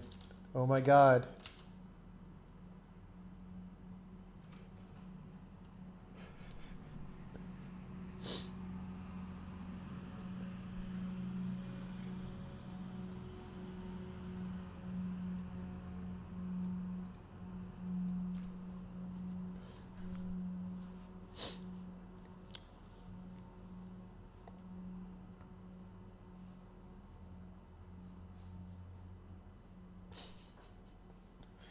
Okay. What am I looking at? I'm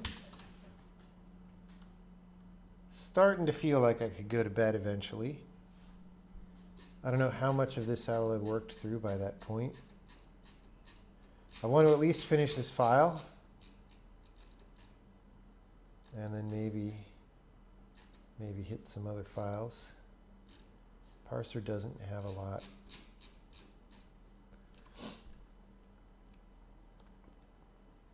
If I can get a lot of the unpleasant, grindy, like this is just a very grindy thing. If I can get a lot of this done tonight, finish the rest tomorrow, get us back in compiling shape, then we can actually do the real work, right? All of this that we're doing right now is just like getting ready to start doing the things that'll make the program better. So that's what you got to do sometimes.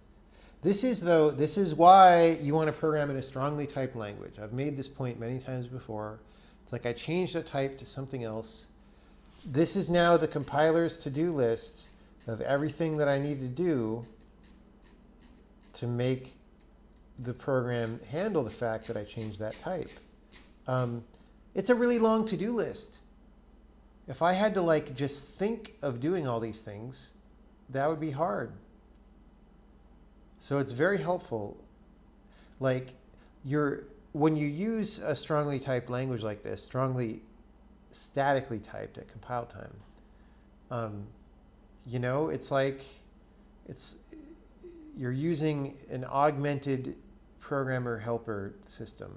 Like it's real good. It's real good.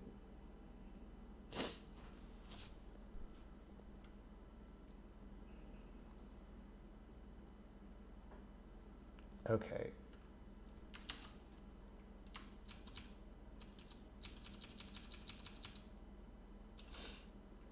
Oh yeah, so this thing is also,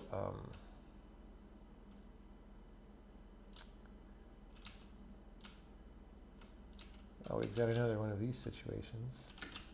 So first let's do this.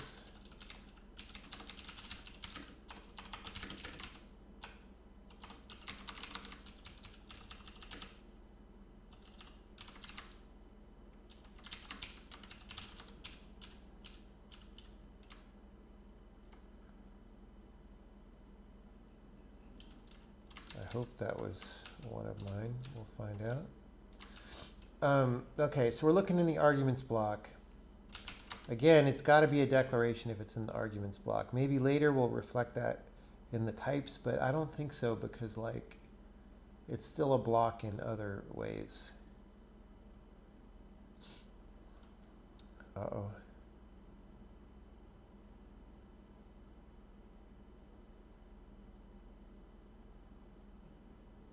I think a sneeze is coming.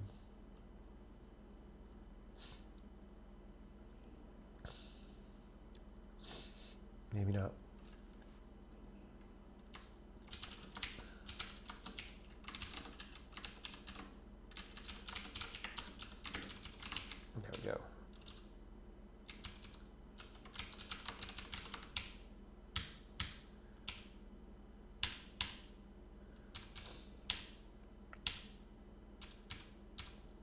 Boy, if the word definition didn't have it in it, life would be easier.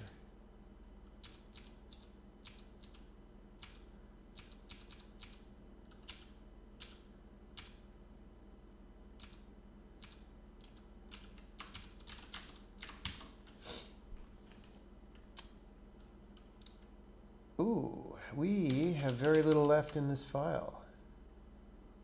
My check for naked SOA had comments in it. All right. Boom, done with that file, baby. I can go to bed anytime. Any questions about the specific things that I'm doing, not general life questions?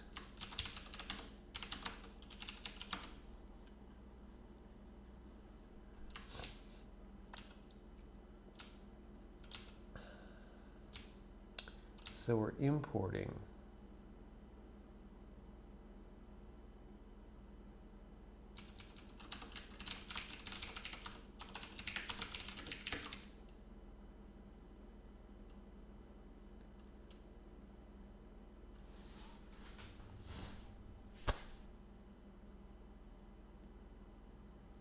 No, wait. I need to sneeze, kind of. You just tuned in. What am I doing? I am programming.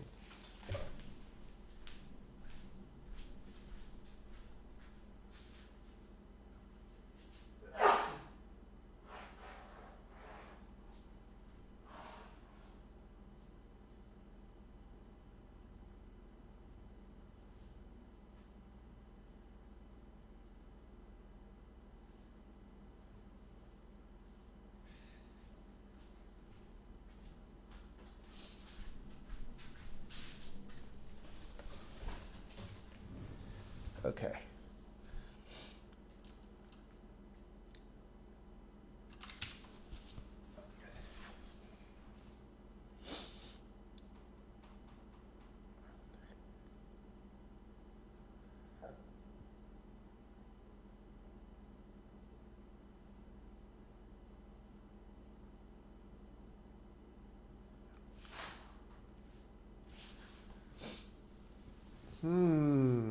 Yeah. So if it's a declaration, we put it into members.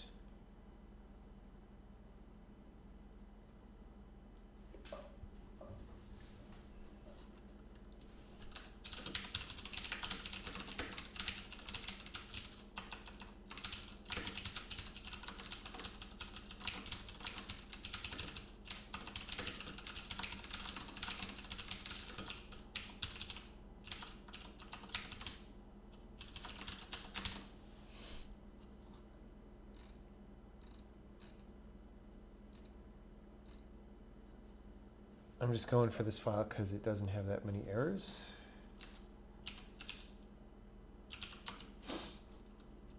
Again, arguments block, guaranteed to be a declaration.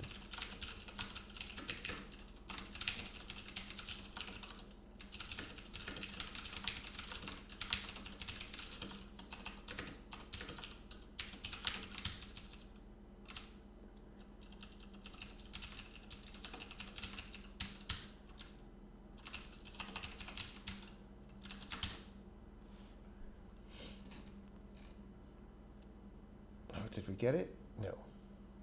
Wait, yes. Just a warning now.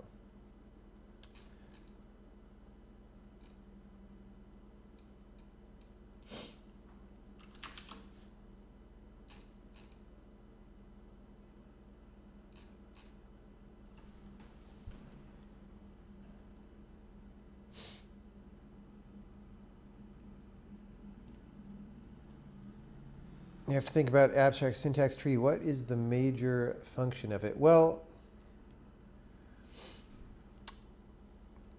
I mean, it's just a way of talking about your program to figure out what code to generate that is better than text, right? If you were just going from text to machine code, you couldn't be very structured. It would be very hard, right? So you end up making a tree structure, and that tree structure reflects the syntax of the language at a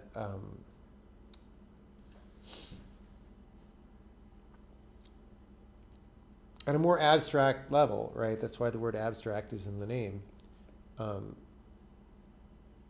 And so that just is an easier thing. So if you say, I want to check the types on both sides of this binary operator, you just say, what's the type of the thing on the left? What's the type of the thing on the right? And it gives you a way to do that.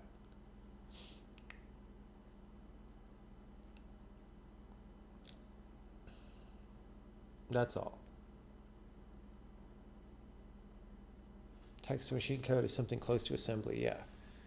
I mean, this is very standard. This is not, that's not a thing that I made up, right? This has been the standard way to make compilers since like the 1960s or maybe even 1950s. So, yeah.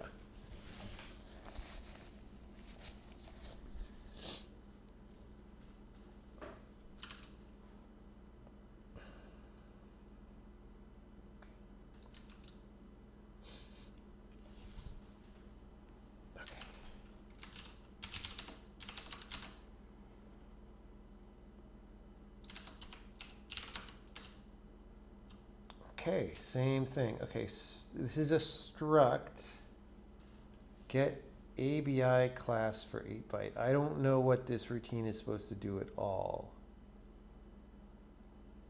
Oh, this is like for C calling conventions. I see. So we really only want declarations. Okay, I don't like this giant if. We're gonna go here. Sorry to edit someone else's code, but like, look, bro, this is just how we do things downtown.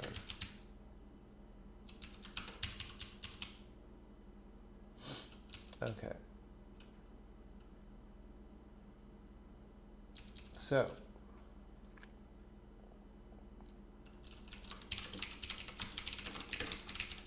Yeah, someone here has a very different style from me.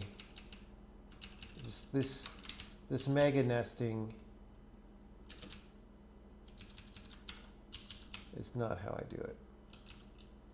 So he's keeping this and then upgrading the class to other things as he sees it or something.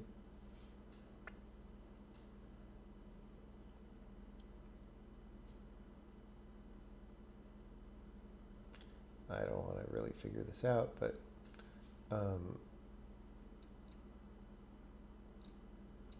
yeah.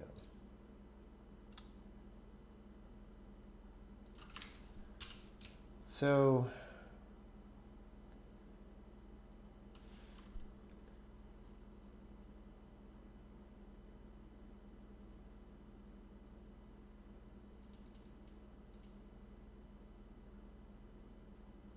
wait, what?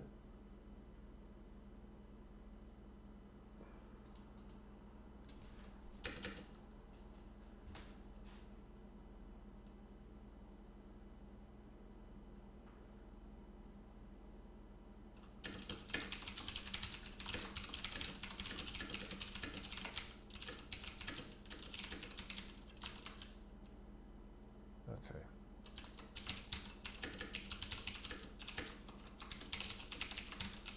So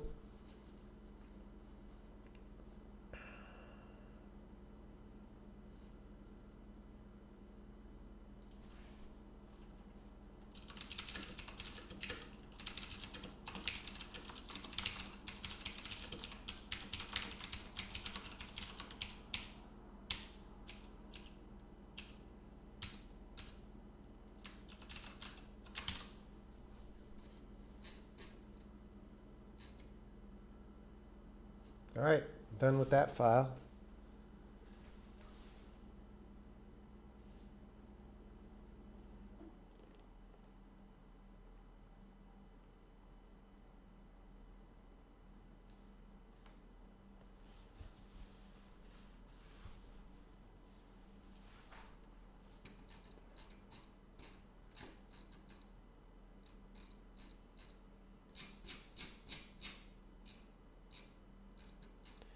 all do we do? Polymorph. I'm tempted to end the stream because I'm getting a little tired. And pick it up in the morning.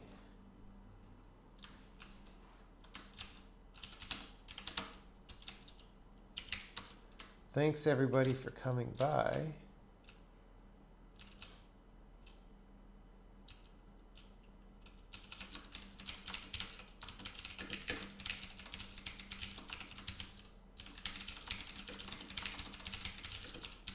I'm just going to be doing this again in the morning. Maybe I won't even stream it because it's so boring. Maybe I'll stream again after we finish this part and start doing the real ass work. How does that sound?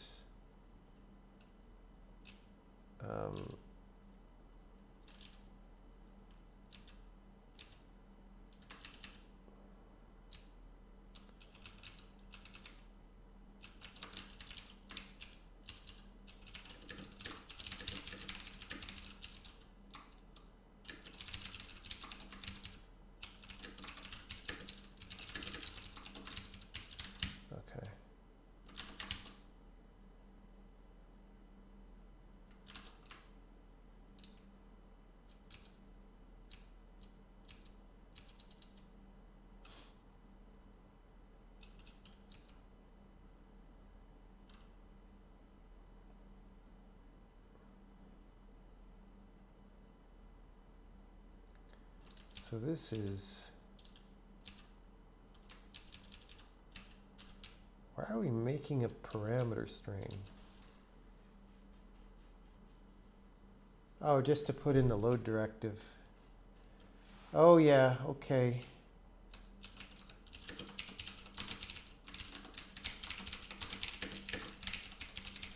Look at all the times I'm typing this.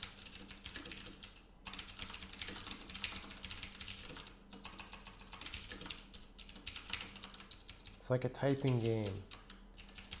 Mavis Beacon teaches static cast ass declaration of it.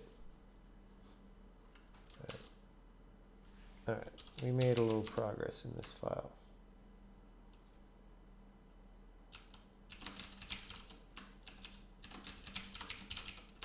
Okay, there we go.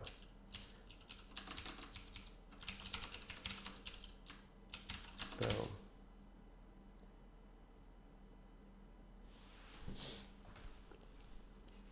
All right, thanks everybody.